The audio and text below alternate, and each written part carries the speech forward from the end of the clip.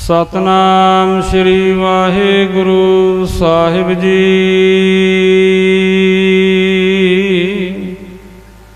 तनासरी महला पंजवा।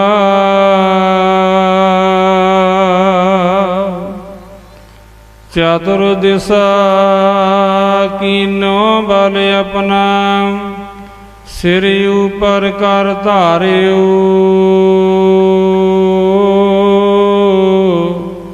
कृपा कटाक्ष अवलोकन कीनो, दास का दुख विदारियो।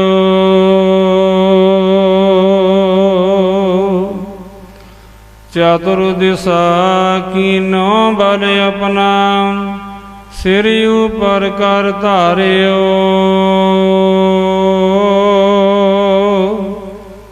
कृपा कटाक्ष अवलोकन कीनो, दास का दुख विदारियो। हर जन राखी गुर गोविंद, कंठ लाई अब गुण सब मिटे। दयाल पुरख बख्शंद रहाऊ, जो मांगै ठाकुर अपने ते। सोई सोई देवै, नानक दास मुख ते जो बोलै। इहा उहा सच होवै,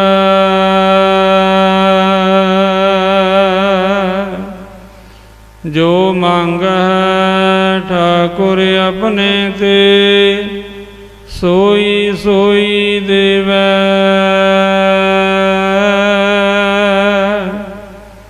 नानक दास मुख ते जो बोलै। इहा उहा सच होवै।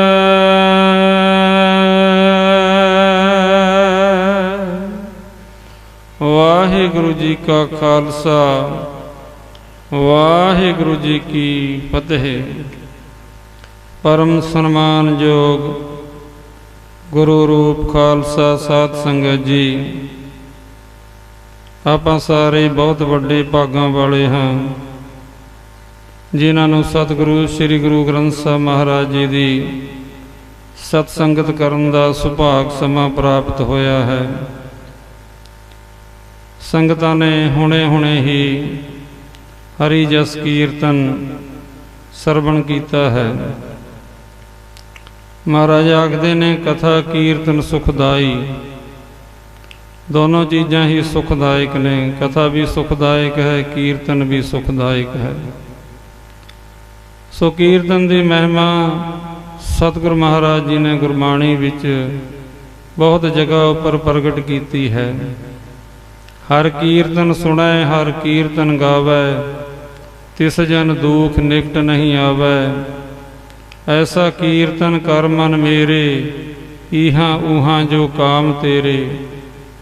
जैसो गुरु उपदेसिया मैं तैसो कहया पुकार। नानक कहे सुन रे मना, कर कीर्तन होए उधार। हर कीर्त साध संगत है, सिर कर मन के कर्मा।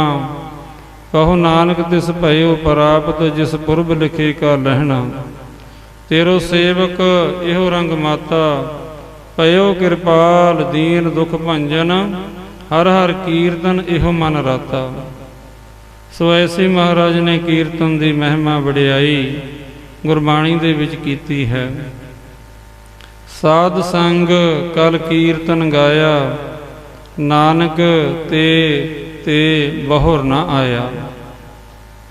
ਉਹਦਾ ਦੁਬਾਰੇ जन्म मर नहीं होएगा, भाव कि उसकी बंद खलासी हो जाएगी। जन्म मरण उसका मिट जाएगा ਜਿਹੜਾ कीर्तन ਨੂੰ सुनता है। कोई गावे को सुनै हर नामा चित लाए। कहत कबीर संसा नहीं अंत परमगत पाहे। सो यह वडियाई है कीर्तन दी। कीर्तन निर्मोलक हीरा। सो निर्मोलक जो हीरे की कीमत पाई जा सकती है, वैसे तो हीरा भी किसी विरले मनुख के पास ही हुंदा है। कोई विरला होएगा, जिवें महाराजा रणजीत सिंह जी के पास कोहिनूर हीरा सी, पर जो कीर्तन है इसकी कोई कीमत नहीं। कोहिनूर की हीरे की भी कोई कीमत पा सकता है, पर जो कीर्तन है इसकी कोई कीमत नहीं पा सकता। ये अमोलक वस्तु है।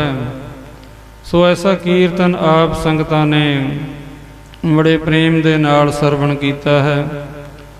गुरु प्यारियां संगतां ते भाई साहब भाई जय गोपाल सिंह जी होर बीबियां ने कीर्तन कीता है। सो सबना दा भाई धन्नवाद।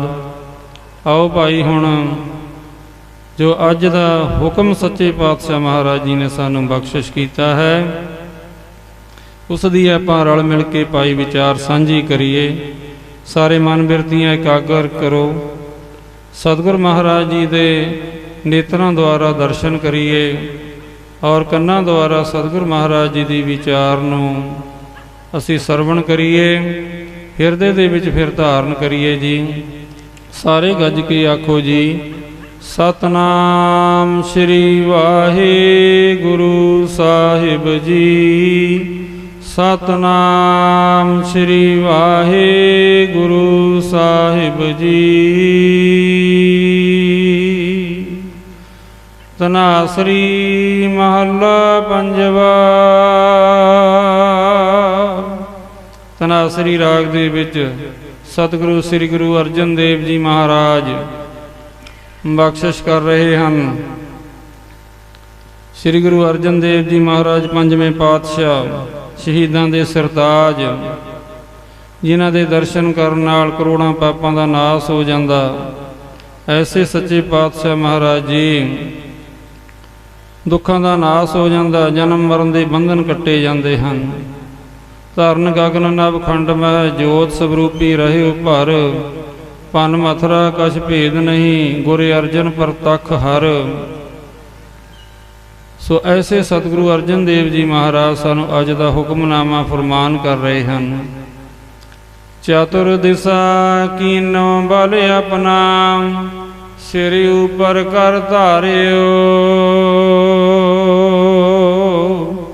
चतुर दिशा पाप की चार दिशावां, जिवें उत्तर दक्षिण पूर्व पश्चिम चार दिशावां मन्नियां जांदियां हन।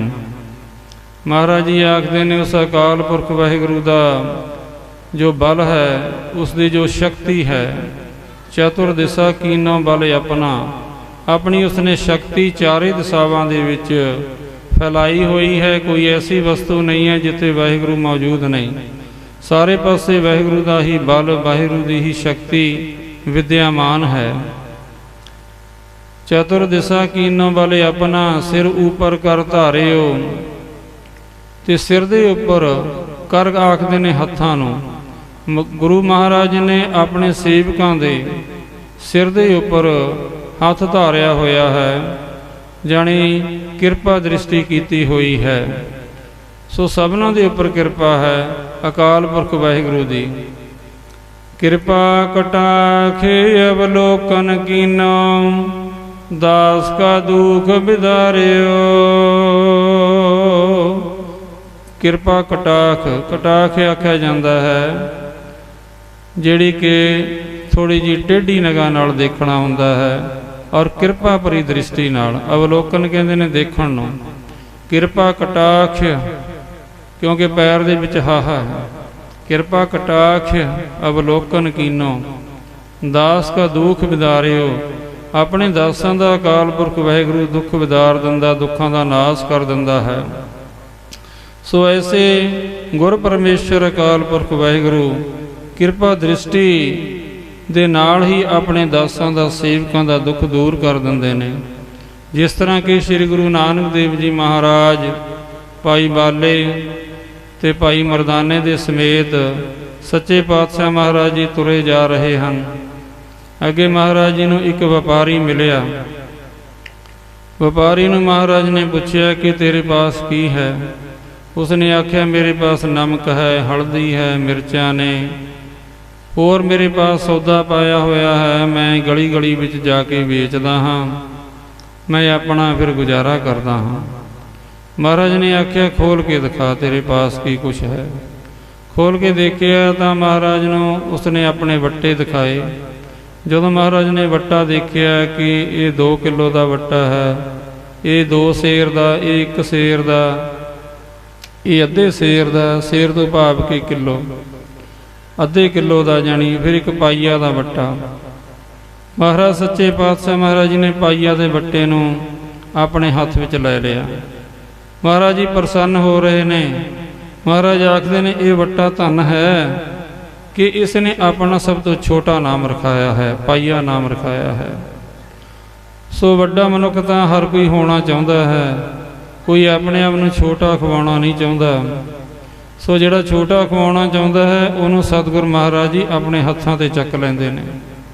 ਸੋ ਇਹ ਵੱਟਾ ਵੀ ਸਾਨੂੰ ਸਤਿਗੁਰੂ ਨਾਨਕ ਦੇਵ ਮਹਾਰਾਜ ਜੀ ਤੋਂ ਇਹ ਸਾਨੂੰ ਸੋਝੀ ਮਿਲਦੀ ਹੈ ਕਿ ਜਿਸ ਤਰ੍ਹਾਂ ਸ੍ਰੀ ਗੁਰੂ ਨਾਨਕ ਦੇਵ ਮਹਾਰਾਜ ਜੀ ਨੇ ਉਸ ਵੱਟੇ ਨੂੰ ਆਪਣੇ ਹੱਥਾਂ ਵਿੱਚ ਲੈ ਲਿਆ।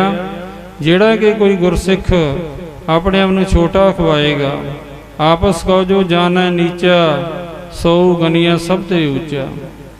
ਜਿਹੜਾ ਆਪਣੇ ਆਪ ਨੂੰ ਨੀਵਾਂ ਜਣਾਏਗਾ, ਗਰੀਬੀ ਗਦਾ ਹਮਾਰੀ, ਹਾਂ ਤਿਸ ਘੋਰ ਘੁਮਾਇਆ, ਗੁਰਮਤਿ ਹਿਰਦੈ ਗਰੀਬੀ ਆਵੈ। ਜਿਸ ਦੇ ਹਿਰਦੇ ਦੇ ਵਿੱਚ ਗਰੀਬੀ ਹੈ, ਨਿਮਰਤਾ ਹੈ, ਭਾਵ ਕਿ ਛੋਟਾਪਣ ਹੈ, ਉਸ ਦੇ ਹਿਰਦੇ ਦੇ ਵਿੱਚ ਗੁਰਮਤਿ ਆ ਜਾਏਗੀ। ਹਾਂ ਤਿਸ ਘੋਲ ਘੁਮਾਇਆ, ਗੁਰਮਤਿ ਹਿਰਦੈ ਗਰੀਬੀ ਆਵੈ। ਸੋ ਜਿਹੜਾ ਛੋਟਾ ਖਵਾਉਣਾ ਹੈ ਇਹ ਗੁਰੂ ਨੂੰ ਭਾਉਂਦਾ ਹੈ। ਗੁਰੂ ਉਸ ਨੂੰ ਆਪਣੇ ਹੱਥਾਂ 'ਤੇ ਜਾਣੀ ਚੁੱਕ ਲੈਂਦੇ ਹਨ। ਮਹਾਰਾਜ ਨੇ ਆਖਿਆ ਇਹ ਵੱਟਾ ਧਨ ਹੈ ਭਾਈ।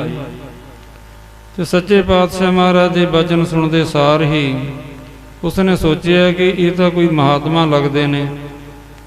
ਮਹਾਰਾਜ ਦੇ ਚਰਨਾਂ 'ਤੇ ਉਸਨੇ ਆਪਣਾ ਸੀਸ ਰੱਖ ਦਿੱਤਾ। ਉਸ ਵਪਾਰੀ ਨੇ ਸੱਚੇ ਪਾਤਸ਼ਾਹ ਮਹਾਰਾਜ ਜੀ ਨੇ ਕਿਰਪਾ ਦ੍ਰਿਸ਼ਟੀ ਨਾਲ ਦੇਖਿਆ। ਕਿਰਪਾ ਕਟਾਖ ਅਵਲੋਕਨ ਕੀਨੋ, ਦਾਸ ਕਾ ਦੁਖ ਵਿਦਾਰਿਓ।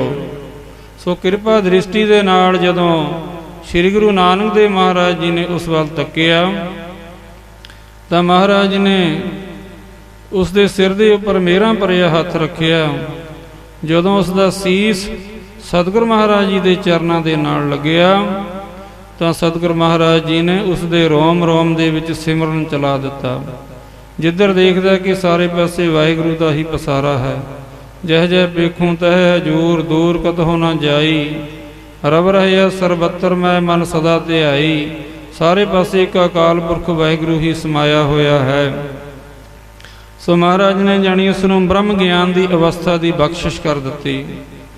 ਭਾਈ ਮਰਦਾਨਾ ਜੀ ਆਖਦੇ ਨੇ ਸੱਚੇ ਪਾਤਸ਼ਾਹ ਮਹਾਰਾਜ ਜੀ ਇਸ ਨੇ ਕੋਈ ਸੇਵਾ ਨਹੀਂ ਕੀਤੀ, ਤੁਸੀਂ ਤੁਹਾਡੀ ਇਸ ਦੇ ਨਾਲ ਪਹਿਲੀ ਮਿਲਣੀ ਹੈ। ਤੁਸੀਂ ਪਹਿਲੇ ਵਾਰ ਮਿਲ ਕੇ ਹੀ ਇਸ ਨੂੰ ਬ੍ਰਹਮ ਗਿਆਨ ਦੀ ਬਖਸ਼ਿਸ਼ ਕਰ ਦਿੱਤੀ। ਆਪ ਜੀ ਤਾਂ ਇਉਂ ਉਪਦੇਸ਼ ਦਿੰਦੇ ਹੋ ਕਿ ਸੇਵਾ ਵੀ ਕਰੋ, ਸਿਮਰਨ ਕਰੋ। ਤੇ ਪਰ ਮਹਾਰਾਜ ਜੀ ਨੇ ਇਸ ਦੇ ਉੱਪਰ ਆਪ ਜੀ ਨੇ ਪਹਿਲੀ ਵਾਰੀ ਹੀ ਕਿਰਪਾ ਕਰ ਦਿੱਤੀ। ਮਹਾਰਾਜ ਨੇ ਆਖਿਆ ਇਸ ਦੀ ਪਿਛਲੇ ਜਨਮਾਂ ਦੀ ਕਮਾਈ ਜਮ੍ਹਾਂ ਹੋਈ ਹੈ। ਜਾਣੀ ਜੈਸੇ ਦੀਵਾ ਹੁੰਦਾ ਹੈ, ਦੀਵੇ ਵਿੱਚ ਬੱਤੀ ਵੀ ਹੋਵੇ, ਤੇਲ ਵੀ ਹੋਵੇ, ਸਭ ਕੁਝ ਹੋਵੇ, ਪਰ ਕੇਵਲ ਉਸ ਨੂੰ ਅਗਨੀ ਚਾਹੀਦੀ ਹੈ। ਇੱਕ ਤੀਲਾ ਚਾਹੀਦਾ ਹੈ ਅਗਨੀ ਦਾ ਤਾਂ ਉਹ ਦੀਵਾ ਜਲ ਪੈਂਦਾ ਹੈ, ਉਹ ਦੀਵਾ ਬਲਣ ਲੱਗ ਜਾਏਗਾ। ਸੋ ਇਸੇ ਤਰ੍ਹਾਂ ਹੀ ਸਤਿਗੁਰੂ ਨਾਨਕ ਦੇਵ ਮਹਾਰਾਜ ਜੀ ਨੇ ਆਖਿਆ ਹੈ ਕਿ ਭਾਈ ਇਸ ਦਾ ਮਨ ਪਹਿਲਾਂ ਤੋਂ ਹੀ ਤਿਆਰ ਸੀ, ਇਸ ਦੀ ਪਿਛਲੇ ਜਨਮਾਂ ਦੀ ਭਗਤੀ ਕੀਤੀ ਹੋਈ ਹੈ। ਇਸ ਨੂੰ ਕੇਵਲ ਜਗਾਉਣ ਦੀ ਹੀ ਲੋੜ ਸੀ, ਸਾਡੇ ਮਿਲਾਪ ਦੀ ਹੀ ਕੇਵਲ ਇਸ ਨੂੰ ਜ਼ਰੂਰਤ ਸੀ। ਸਾਡਾ ਮਿਲਾਪ ਹੋਇਆ, ਇਸ ਨੂੰ ਬ੍ਰਹਮ ਗਿਆਨ ਪ੍ਰਾਪਤ ਹੋ ਗਿਆ। ਜਾਣੀ ਗੁਰੂ ਦੀ ਕਿਰਪਾ ਦ੍ਰਿਸ਼ਟੀ ਦੇ ਵਿੱਚ ਇਤਨੀ ਵੱਡੀ ਤਾਕਤ ਹੈ। ਗੁਰੂ ਸਾਹਿਬ ਨੇ ਕਿਰਪਾ ਦ੍ਰਿਸ਼ਟੀ ਕਰਕੇ ਹੀ ਇਸ ਤਰ੍ਹਾਂ ਜੀਵਾਂ ਦਾ ਉਧਾਰ ਕਰ ਦਿੱਤਾ ਹੈ। ਦਾਸ ਕਾ ਦੁਖ ਵਿਦਾਰਿਓ। ਦੁਖ ਕੀ ਹੈ? ਇੱਕ ਦੁਖ ਕਾਟੋ ਰਾਮ ਰਾਏ ਮੇਰਾ, ਅਗਨ ਦਹੈ ਅਰ ਗਰਭ ਬਸੇਰਾ। ਵਾਰ ਵਾਰ ਜੰਮਣਾ, ਵਾਰ ਵਾਰ ਮਰਨਾ, ਇਸੇ ਚੱਕਰ ਵਿੱਚ ਮਨੁੱਖ ਨੇ ਪਿਆ ਰਹਿਣਾ, ਫਿਰ ਅਲੱਗ-ਅਲੱਗ ਪ੍ਰਕਾਰ ਦੀਆਂ ਜੂਨੀਆਂ ਦੇ ਵਿੱਚ ਘੁੰਮਣਾ, ਇਹ ਸਭ ਤੋਂ ਵੱਡਾ ਦੁੱਖ ਹੈ। ਜਿਸ ਤਰ੍ਹਾਂ ਇੱਕ ਮਨੁੱਖ ਬੱਚਾ ਜਦੋਂ ਜਨਮ ਲੈਂਦਾ ਹੈ ਤਾਂ ਹੌਲੀ ਹੌਲੀ ਵੱਡਾ ਹੁੰਦਾ ਸਕੂਲ ਵਿੱਚ ਪੜ੍ਹਨੇ ਪਾਇਆ ਜਾਂਦਾ ਹੈ। ਪਹਿਲੀ ਕਲਾਸ ਵਿੱਚ ਜਾਂਦਾ, 5ਵੀਂ ਪਾਸ ਕਰ ਲਈ, 8ਵੀਂ ਕਰ ਲਈ, 10ਵੀਂ ਕਰ ਲਈ। ਹੌਲੀ ਹੌਲੀ ਉਸਨੇ ਗ੍ਰੈਜੂਏਸ਼ਨ ਕਰ ਲਈ, ਪੋਸਟ ਗ੍ਰੈਜੂਏਸ਼ਨ ਕਰ ਲਈ, PhD ਕਿਸੇ ਨੇ ਕਰ ਲਈ, ਕੋਈ ਚੰਗੀ ਨੌਕਰੀ 'ਤੇ ਵੀ ਲੱਗ ਗਿਆ। ਉਸ ਤੋਂ ਬਾਅਦ ਹੁੰਦਾ ਕੀ ਹੈ, ਜਦੋਂ ਉਸ ਦੇ ਉੱਪਰ ਵਡੇਪਾ ਆ ਜਾਂਦਾ ਹੈ ਤਾਂ ਉਸ ਦੀ ਮੌਤ ਹੋ ਜਾਂਦੀ ਹੈ। ਮੌਤ ਹੋਣ ਤੋਂ ਬਾਅਦ ਜਾਂ ਤਾਂ ਉਹ ਟੇਢੀਆਂ ਜੂਨੀਆਂ ਵਿੱਚ ਜਾਂਦਾ ਹੈ, ਜੇ ਉਸ ਨੂੰ ਕੋਈ ਕਿਰਪਾ ਹੀ ਐਸੀ ਹੋਵੇ ਉਸ ਨੂੰ ਦੁਬਾਰੇ ਮਨੁੱਖਾ ਜਨਮ ਵੀ ਮਿਲ ਜਾਵੇ ਤਾਂ ਉਹ ਫੇਰ ਦੁਬਾਰੇ ਜਨਮ ਲੈਂਦਾ, ਫੇਰ ਦੁਬਾਰੇ ਉਹ ਪਹਿਲੀ ਕਲਾਸ ਤੋਂ ਦੁਬਾਰੇ ਫੇਰ ਪੜ੍ਹਦਾ ਹੈ। ਇਉਂ ਗੱਲ ਨਹੀਂ ਹੈ ਕਿ ਇਹ ਤਾਂ ਉਹੀ ਮਨੁੱਖ ਹੈ ਜਿਸ ਨੇ ਦੁਬਾਰੇ ਜਨਮ ਲਿਆ ਹੈ। ਕਈਆਂ ਨੂੰ ਸੋਝੀ ਵੀ ਹੁੰਦੀ ਹੈ ਕਿ ਅਸੀਂ ਪਿਛਲੇ ਜਨਮ ਵਿੱਚ ਫਲਾਣੀ ਜਗ੍ਹਾ ਉੱਪਰ ਸਾਡਾ ਜਨਮ ਹੋਇਆ ਸੀ, ਭਾਵੇਂ ਸੋਝੀ ਹੀ ਕਿਉਂ ਨਾ ਹੋ ਜਾਵੇ, ਪਰ ਉਹ ਜਿਹੜੀਆਂ ਪਿਛਲੇ ਜਨਮ ਦੀਆਂ ਡਿਗਰੀਆਂ ਪਾਸ ਕੀਤੀਆਂ ਹੋਈਆਂ ਨੇ ਉਹ ਅਗਲੇ ਜਨਮ ਵਿੱਚ ਕੰਮ ਬਿਲਕੁਲ ਨਹੀਂ ਆਉਣੀਆਂ। ਸੋ ਇਸ ਤਰ੍ਹਾਂ ਕਰਕੇ ਜਿਤਨੀ ਸਾਰੀ ਪਿਛਲੇ ਜਨਮ ਵਿੱਚ ਘਾਲਣਾ ਕੀਤੀ ਹੁੰਦੀ ਹੈ, ਮਿਹਨਤਾਂ ਕੀਤੀਆਂ ਹੁੰਦੀਆਂ ਨੇ, ਉਹ ਅਗਲੇ ਜਨਮ ਵਿੱਚ ਉਸ ਦਾ ਕੋਈ ਲਾਭ ਨਹੀਂ। ਦੁਬਾਰੇ ਫਿਰ ਉਸ ਤਰ੍ਹਾਂ ਹੀ ਪਹਿਲੀ ਕਲਾਸ ਤੋਂ ਪੜ੍ਹਨਾ ਪਏਗਾ, ਫਿਰ 8ਵੀਂ 10ਵੀਂ ਪਾਸ ਕਰਨੀ ਪਏਗੀ। ਉਸੇ ਚੱਕਰ ਵਿੱਚ ਮਨੁੱਖ ਫਿਰ ਪਿਆ ਰਹੇਗਾ, ਭਾਵ ਕਿ ਪਰਮਗਤੀ ਪ੍ਰਾਪਤ ਨਹੀਂ ਹੋਈ। ਸੋ ਇਹ ਦੁੱਖ ਹੈ ਮਨੁੱਖ ਨੂੰ। ਫਿਰ ਮਰ ਗਿਆ, ਫਿਰ ਦੁਬਾਰਾ ਜਨਮ ਲੈ ਲਿਆ। ਸੋ ਇਸ ਤਰ੍ਹਾਂ ਜਨਮ ਮਰਨ ਦਾ ਚੱਕਰ ਚੱਲਿਆ ਰਹਿੰਦਾ ਹੈ। ਇਹ ਦੁੱਖ ਹੈ ਮਨੁੱਖ ਨੂੰ। ਇੱਕ ਦੁੱਖ ਕਾਟੋ ਰਾਮ ਰਾਏ ਮੇਰਾ, ਅਗਨ ਦਹੈ ਅਰ ਗਰਭ ਬਸੇਰਾ। ਸੋ ਇਹ ਜਿਹੜਾ ਦੁੱਖ ਹੈ ਇਹ ਕਿਸ ਦੇ ਨਾਲ ਮਹਾਰਾਜ ਕੱਟ ਸਕਦੇ ਨੇ? ਕੇਵਲ ਇੱਕ ਕਿਰਪਾ ਦ੍ਰਿਸ਼ਟੀ ਨਾਲ ਹੀ ਕੱਟ ਸਕਦੇ ਨੇ। ਹਰਨ ਭਰਨ ਜਾ ਕਾ ਨੇਤਰ ਫੋਰ, ਤਿਸ ਕਾ ਮੰਤਰ ਨਾ ਜਾਣੈ ਹੋਰ। ਉਸ ਦੇ ਵਾਸਤੇ, ਪਰਮੇਸ਼ਰ ਵਾਸਤੇ ਸ੍ਰਿਸ਼ਟੀ ਨੂੰ ਪੈਦਾ ਕਰਨਾ ਤੇ ਸ੍ਰਿਸ਼ਟੀ ਦੀ ਲੈਤਾ ਕਰ ਦੇਣੀ, ਭਾਵ ਕਿ ਨਾਸ ਕਰ ਦੇਣਾ, ਉਹ ਇੱਕ ਅੱਖ ਦੇ ਫੋਰ ਦੇ ਵਿੱਚ ਕਰ ਸਕਦਾ ਵਾਹਿਗੁਰੂ। ਇਤਨਾ ਵੱਡਾ ਸਮਰੱਥ ਹੈ। ਸੋ ਇੱਕ ਅੱਖ ਦੇ ਦੁਆਰਾ ਮਹਾਰਾਜ ਜੀ ਦੇਖਣ ਨਾਲ ਹੀ, ਕਿਰਪਾ ਦ੍ਰਿਸ਼ਟੀ ਕਰਨ ਨਾਲ ਹੀ, ਨਾਨਕ ਨਦਰੀ ਨਦਰ ਨਿਹਾਲ, ਕਿਰਪਾ ਦ੍ਰਿਸ਼ਟੀ ਕਰ ਦਿੱਤੀ ਤਾਂ ਨਿਹਾਲ ਕਰ ਦਿੰਦੇ ਨੇ ਸੱਚੇ ਪਾਤਸ਼ਾਹ ਮਹਾਰਾਜ ਜੀ। ਸੋ ਜਿਸ ਤਰ੍ਹਾਂ ਸ੍ਰੀ ਗੁਰੂ ਨਾਨਕ ਦੇਵ ਮਹਾਰਾਜ ਜੀ ਨੇ ਉਸ ਵਪਾਰੀ ਨੂੰ ਨਿਹਾਲ ਕੀਤਾ ਹੈ, ਉਸ ਨੂੰ ਮਹਾਰਾਜ ਨੇ ਮੁਕਤੀ ਪ੍ਰਦਾਨ ਕਰ ਦਿੱਤੀ, ਜੀਵਨ ਮੁਕਤ ਅਵਸਥਾ ਉਸ ਨੂੰ ਦੇ ਦਿੱਤੀ ਸੱਚੇ ਪਾਤਸ਼ਾਹ ਮਹਾਰਾਜ ਜੀ ਨੇ।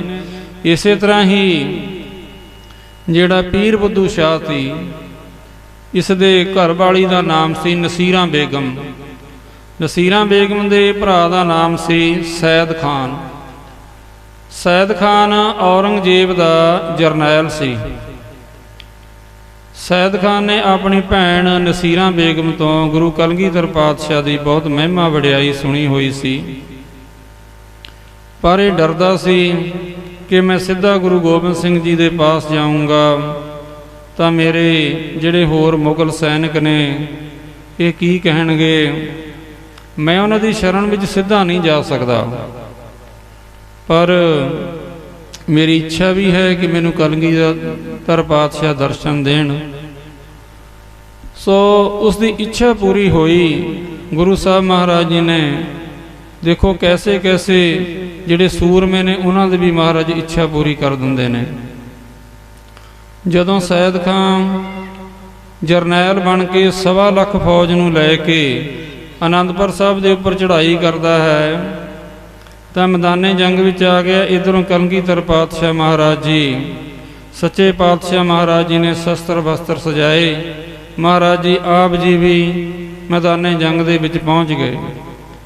ਦੂਰ ਤੋਂ ਦੇਖਿਆ ਗੁਰੂ ਗੋਬਿੰਦ ਸਿੰਘ ਮਹਾਰਾਜ ਜੀ ਨੇ ਕਿ ਸੈਦ ਖਾਨ ਆ ਗਿਆ। ਸੈਦ ਖਾਨ ਨੇ ਕਲਗੀਧਰ ਪਾਤਸ਼ਾਹ ਜੀ ਦੇ ਦਰਸ਼ਨ ਕੀਤੇ। ਜਦੋਂ ਕਲਗੀਧਰ ਪਾਤਸ਼ਾਹ ਦੇ ਦਰਸ਼ਨ ਕੀਤੇ ਤਾਂ ਦਰਸ਼ਨ ਦੇਖਣ ਸਾਰ ਹੀ ਇਸ ਦਾ ਮਨ ਦਰਵ ਗਿਆ ਕਿ ਸੱਚੇ ਪਾਤਸ਼ਾਹ ਮਹਾਰਾਜ ਸਾਖਸ਼ਾਤ ਅੱਲਾ ਦਾ ਨੂਰ ਨੇ। ਸੋ ਸੱਚੇ ਪਾਤਸ਼ਾਹ ਮਹਾਰਾਜ ਜੀ ਵਿੱਚ ਔਰ ਅਕਾਲ ਪੁਰਖ ਵਾਹਿਗੁਰੂ ਵਿੱਚ ਕੋਈ ਭੇਦ ਨਹੀਂ ਹੈ। ਗੁਰ ਪਰਮੇਸ਼ਰ ਏਕੋ ਜਾਨ, ਸਮੁੰਦ ਵਿਰੋਲ ਸਰੀਰ ਹਮ ਦੇਖਿਆ, ਇੱਕ ਵਸਤ ਅਨੂਪ ਦਿਖਾਈ, ਗੁਰ ਗੋਬਿੰਦ ਗੋਬਿੰਦ ਗੁਰੂ ਹੈ, ਨਾਨਕ ਭੇਦ ਨਾ ਭਾਈ। ਗੁਰੂ ਵਿੱਚ ਔਰ ਪਰਮੇਸ਼ਰ ਵਿੱਚ ਕੋਈ ਭੇਦ ਨਹੀਂ, ਇੱਕ ਰੂਪ ਹਨ। ਸੋ ਐਸੇ ਸਤਿਗੁਰ ਸੱਚੇ ਪਾਤਸ਼ਾਹ ਕਲਗੀਧਰ ਪਾਤਸ਼ਾਹ ਮਹਾਰਾਜ ਜੀ ਦੇ ਜਦੋਂ ਸੈਦ ਖਾਂ ਨੇ ਦਰਸ਼ਨ ਕੀਤੇ, ਮਹਾਰਾਜ ਨੇ ਆਖਿਆ, ਸੈਦ ਖਾਂ ਸਾਡੇ ਪਰਿਵਾਰ ਕਰ, ਤੈਨੂੰ ਔਰੰਗਜ਼ੇਬ ਨੇ ਸਾਡੇ ਨਾਲ ਲੜਨ ਵਾਸਤੇ ਭੇਜਿਆ ਹੈ, ਪਹਿਲਾਂ ਵਾਰ ਤੂੰ ਕਰ। ਸੱਚੇ ਪਾਤਸ਼ਾਹ ਮਹਾਰਾਜ ਨੇ ਐਸੇ ਜਦੋਂ ਵੰਗਾਰ ਕੇ ਸੈਦ ਖਾਂ ਨੂੰ ਆਖਿਆ, ਸੈਦ ਖਾਂ ਨਿਮਰਤਾ ਵਿੱਚ ਆਇਆ ਕਿ ਸੱਚੇ ਪਾਤਸ਼ਾਹ ਮਹਾਰਾਜ ਜੀ, ਆਪ ਜੀ ਦੇ ਦਰਸ਼ਨ ਕਰਕੇ ਮੈਂ ਇੱਕ ਵਾਰ ਕਰਨ ਜੋਗਾ ਰਿਹਾ ਹੀ ਨਹੀਂ। ਘੋੜੇ ਤੋਂ ਹੇਠਾਂ ਉਤਰਿਆ, ਹੇਠਾਂ ਉਤਰ ਕੇ ਆ ਕੇ ਗੁਰੂ 10ਵੇਂ ਪਾਤਸ਼ਾਹ ਮਹਾਰਾਜ ਜੀ ਦੇ ਚਰਨਾਂ ਦੇ ਉੱਪਰ ਆਪਣਾ ਸੀਸ ਲਗਾ ਦਿੱਤਾ। ਚਰਨਾਂ ਤੇ ਸੀਸ ਲਾਉਣ ਦੀ ਦੇਰ ਸੀ, ਕਲਗੀਧਰ ਪਾਤਸ਼ਾਹ ਮਹਾਰਾਜ ਜੀ ਨੇ ਆਪਣੀਆਂ ਕਿਰਪਾ ਭਰਿਆ ਹੱਥ ਸੈਦ ਖਾਂ ਦੇ ਸਿਰ ਤੇ ਰੱਖਿਆ। ਸੈਦ ਖਾਂ ਵੱਲ ਕਿਰਪਾ ਦ੍ਰਿਸ਼ਟੀ ਵੱਲ ਨਾਲ ਦੇਖਿਆ ਤਾਂ ਜਦੋਂ ਦੇਖਿਆ, ਕਿਰਪਾ ਕਟਾਖ ਅਵਲੋਕਨ ਕੀਨੋ ਦਾਸ ਕਾ ਦੁਖ ਵਿਦਾਰਿਓ। ਸੋ ਇੱਕ ਕਿਰਪਾ ਦ੍ਰਿਸ਼ਟੀ ਕਰਕੇ ਸੱਚੇ ਪਾਤਸ਼ਾਹ ਮਹਾਰਾਜ ਜੀ ਨੇ ਉਸ ਦੇ ਸਾਰੇ ਮਨ ਦੇ ਸੰਕਲਪ ਵਿਕਲਪ, ਜੋ ਮਨ ਦੇ ਦੁੱਖ ਨੇ, ਤਨ ਦੇ ਦੁੱਖ ਨੇ, ਸਾਰੇ ਮਹਾਰਾਜ ਜੀ ਨੇ ਦੂਰ ਕਰ ਦਿੱਤੇ। ਕੀ ਦੇਖਦਾ ਸੈਦ ਖਾਂ, ਜਦੋਂ ਮਹਾਰਾਜ ਨੇ ਦੇ ਸੀਸ ਦੇ, ਜਦੋਂ ਸੱਚੇ ਪਾਤਸ਼ਾਹ ਮਹਾਰਾਜ ਜੀ ਦੇ ਚਰਨਾਂ ਉੱਪਰ ਸੈਦ ਖਾਂ ਨੇ ਆਪਣਾ ਸੀਸ ਰੱਖਿਆ ਤਾਂ ਉਸ ਦੇ ਸਰੀਰ ਵਿੱਚੋਂ, ਰੋਮ ਰੋਮ ਵਿੱਚੋਂ ਝਰਨਾਟਾਂ ਆਉਣ ਲੱਗੀਆਂ। ਰੋਮ ਰੋਮ ਦੇ ਵਿੱਚੋਂ ਵਾਹਿਗੁਰੂ ਦਾ ਨਾਮ ਚੱਲਦਾ ਹੈ। ਗੁਰਮੁਖ ਰੋਮ ਰੋਮ ਹਰਿ ਧਿਆਵੈ। ਐਸੀ ਅਵਸਥਾ ਸੱਚੇ ਪਾਤਸ਼ਾਹ ਮਹਾਰਾਜ ਜੀ ਨੇ ਉਸ ਨੂੰ ਬਖਸ਼ਿਸ਼ ਕਰ ਦਿੱਤੀ। ਇਤਨੀ ਉੱਚੀ ਅਵਸਥਾ ਮਹਾਰਾਜ ਨੇ ਦੇ ਦਿੱਤੀ ਕਿ ਜਿੱਧਰ ਦੇਖਦਾ ਹੈ ਸਾਰੇ ਪਾਸੇ ਵਾਹਿਗੁਰੂ ਦੇ ਸਰੂਪ ਦੇ ਹੀ ਦਰਸ਼ਨ ਹੁੰਦੇ ਹਨ। ਦੇਖਦਾ ਹੈ ਤਾਂ ਸਾਰੇ ਕਾਸੇ, ਜੋ ਪੇੜ ਪੌਦੇ, ਪਸ਼ੂ ਪੰਛੀ, ਮਨੁੱਖ, ਆਕਾਸ਼, ਧਰਤੀ, ਸਾਰੇ ਪਾਸੇ ਵਾਹਿਗੁਰੂ ਹੀ ਵਾਹਿਗੁਰੂ ਹੈ। ਵਾਹਿਗੁਰੂ ਆਪ ਹੀ ਇੱਕ ਤੋਂ ਅਨੇਕ ਰੂਪ ਹੋਇਆ ਹੈ। ਏਕ ਰੂਪ ਅਨੇਕ ਦਰਸ਼ਨ ਕੀਨ ਰੂਪ ਅਨੇਕ, ਖੇਲ ਖੇਲ ਅਖੇਲ ਖੇਲਨ ਅੰਤ ਕੋ ਫਿਰ ਏਕ। ਸੋ ਐਸਾ ਅਕਾਲ ਪੁਰਖ ਵਾਹਿਗੁਰੂ ਸਾਰੇ ਪਾਸੇ ਫੈਲਿਆ ਹੋਇਆ ਹੈ। ਜਾਣੀ ਐਸੀ ਅਵਸਥਾ ਗੁਰੂ ਗੋਬਿੰਦ ਸਿੰਘ ਸੱਚੇ ਪਾਤਸ਼ਾਹ ਮਹਾਰਾਜ ਜੀ ਨੇ ਸੈਦ ਖਾਂ ਨੂੰ ਬਖਸ਼ਿਸ਼ ਕੀਤੀ। ਸੈਦ ਖਾਂ ਉਸ ਤੋਂ ਬਾਅਦ ਉਸਨੇ ਆਪਣੇ ਸ਼ਸਤਰ ਉਤਾਰ ਕੇ ਜੰਗਲਾਂ ਵੱਲ ਨੂੰ ਭਗਤੀ ਕਰਨ ਵਾਸਤੇ ਚਲਾ ਗਿਆ। ਜਾਣੀ ਔਰੰਗਜ਼ੇਬ ਦੀ ਜੋ ਨੌਕਰੀ ਸੀ ਉਸ ਨੂੰ ਤਲਾਂਜਲੀ ਦੇ ਕੇ, ਉਸ ਨੂੰ ਤਿਆਗ ਕੇ ਗੁਰੂ ਕਲਗੀਧਰ ਪਾਤਸ਼ਾਹ ਮਹਾਰਾਜ ਜੀ ਦਾ ਸੇਵਕ ਬਣ ਕੇ ਰਹਿ ਗਿਆ। ਸੋ ਐਸੀ ਗੁਰੂ ਗੋਬਿੰਦ ਸਿੰਘ ਸੱਚੇ ਪਾਤਸ਼ਾਹ ਮਹਾਰਾਜ ਜੀ ਦੇ ਵਿੱਚ ਇਹ ਬਖਸ਼ਿਸ਼ ਹੈ, ਇਹ ਬਲ ਹੈ ਗੁਰੂ ਦਾ, ਇਹ ਸ਼ਕਤੀ ਹੈ ਗੁਰੂ ਦੀ। ਕਿਸੇ ਉੱਪਰ ਵੀ ਕਿਰਪਾ ਦ੍ਰਿਸ਼ਟੀ ਕਰਕੇ, ਜਿਹੜਾ ਇੱਕ ਜੰਗ ਕਰਨ ਵਾਸਤੇ ਆਇਆ ਉਸ ਉੱਪਰ ਵੀ ਮਹਾਰਾਜ ਨੇ ਕਿਰਪਾ ਦ੍ਰਿਸ਼ਟੀ ਕਰਕੇ ਉਸ ਦੀ ਸਾਰੀ ਸੁਰਤੀ ਬਿਰਤੀ ਮਹਾਰਾਜ ਨੇ ਬਦਲ ਕੇ ਧਰ ਦਿੱਤੀ। ਸੋ ਐਸੇ ਸਮਰੱਥ ਸ੍ਰੀ ਗੁਰੂ ਗੋਬਿੰਦ ਸਿੰਘ ਜੀ ਮਹਾਰਾਜ ਹਨ। ਸੋ ਮਹਾਰਾਜ ਨੇ ਐਸੀ ਕਿਰਪਾ ਕੀਤੀ ਹੈ। ਸੋ ਆਪਾਂ ਗੁਰੂ ਦੀ ਕਿਰਪਾ ਦੇ ਨਾਲ ਇਹ ਜੋ ਗੁਰੂ ਅਰਜਨ ਦੇਵ ਜੀ ਮਹਾਰਾਜ ਬਖਸ਼ਿਸ਼ ਕਰ ਰਹੇ ਹਨ ਕਿ ਕਿਰਪਾ ਕਟਾਖ ਅਵਲੋਕਨ ਕੀਨੋ ਦਾਸ ਕਾ ਦੁਖ ਵਿਦਾਰਿਓ। ਇਸ ਤਰ੍ਹਾਂ ਹੀ ਆਪਣੇ ਦਾਸਾਂ ਦੇ ਸਾਰੇ ਦੁੱਖਾਂ ਦਾ ਨਾਸ ਸਤਿਗੁਰ ਮਹਾਰਾਜ ਜੀ ਕਰ ਦਿੰਦੇ ਹਨ। ਸੋ ਇਹ ਗੁਰੂ ਦੀ ਵਡਿਆਈ ਹੈ। ਹਰ ਜਨ ਰਾਖੇ ਗੁਰ ਗੋਬਿੰਦ। ਹਰੀ ਦੇ ਜਨ, ਉਹਨਾਂ ਨੂੰ ਪਰਮੇਸ਼ਰ ਰੂਪ ਗੁਰੂ ਰੱਖ ਲੈਂਦਾ, ਰੱਖਿਆ ਕਰਦਾ ਹੈ। ਹਰ ਜਨ ਰਾਖੇ ਗੁਰ ਗੋਬਿੰਦ, ਕੰਠ ਲਾਏ ਅਵਗੁਣ ਸਭ ਮੇਟੇ, ਦਇਆਲ ਪੁਰਖ ਬਖਸ਼ੰਦ। ਆਪਣੇ ਕੰਠ ਨਾਲ ਲਗਾ ਕਰਕੇ ਰੱਖ ਲੈਂਦੇ ਨੇ, ਸਾਰੇ ਔਗੁਣਾਂ ਦਾ ਨਾਸ ਕਰ ਦਿੰਦੇ ਨੇ, ਸਾਰੇ ਔਗੁਣ ਮੇਟ ਦਿੰਦੇ ਨੇ। ਐਸਾ ਦਇਆਲੂ ਅਕਾਲ ਪੁਰਖ ਵਾਹਿਗੁਰੂ ਬਖਸ਼ੰਦ ਪਿਤਾ ਹਨ। ਹਰ ਜਨ ਰਾਖੇ ਗੁਰ ਗੋਬਿੰਦ। ਹਰੀ ਦਾ ਜਨ ਕੌਣ ਹੈ? ਇੱਕ ਤਾਂ ਅਸੀਂ ਕਿਸੇ ਸਪੈਸ਼ਲ ਜਾਤ ਨੂੰ ਦਰਜਾ ਦੇ ਦਿੰਦੇ ਹਾਂ ਕਿ ਇਹ ਹਰੀ ਜਨ ਨੇ। ਐਸੀ ਗੱਲ ਨਹੀਂ ਹੈ। ਗੁਰੂ ਗ੍ਰੰਥ ਸਾਹਿਬ ਨੇ ਐਸੀ ਗੱਲ ਨੂੰ ਨਹੀਂ ਮੰਨਿਆ। ਗੁਰੂ ਗ੍ਰੰਥ ਸਾਹਿਬ ਜੀ ਤਾਂ ਇਉਂ ਉਪਦੇਸ਼ ਦਿੰਦੇ ਨੇ ਕਿ ਭਾਈ ਜਿਤਨੀ ਸਾਰੀ ਸ੍ਰਿਸ਼ਟੀ ਹੈ ਇਹ ਸਾਰੇ ਹੀ ਹਰੀ ਦੇ ਜਨ ਨੇ, ਭਾਵ ਕਿ ਹਰੀ ਦੇ ਹੀ ਦਾਸ ਨੇ, ਹਰੀ ਦੇ ਜਨ ਨੇ ਸਾਰੇ। ਸੋ ਜਿਹੜਾ ਹਰੀ ਦਾ ਜਨ ਹੈ ਉਹ ਕੈਸਾ ਹੋਣਾ ਚਾਹੀਦਾ ਹੈ? ਹਰੀ ਦਾ ਜਨ ਜਿਹੜਾ ਕਿ ਪਰਮੇਸ਼ਰ ਨੂੰ ਭਾ ਜਾਵੇ, ਪਰਮੇਸ਼ਰ ਨੂੰ ਚੰਗਾ ਲੱਗੇ, ਸੋ ਹਰੀ ਦੇ ਜਨ ਵਿੱਚ ਕੈਸੇ ਕੈਸੇ ਗੁਣ ਹੋਣੇ ਚਾਹੀਦੇ ਹਨ, ਉਸ ਬਾਬਤ ਭਗਤ ਕਬੀਰ ਜੀ ਬਹੁਤ ਸੁੰਦਰ ਫਰਮਾਨ ਕਰਦੇ ਹਨ।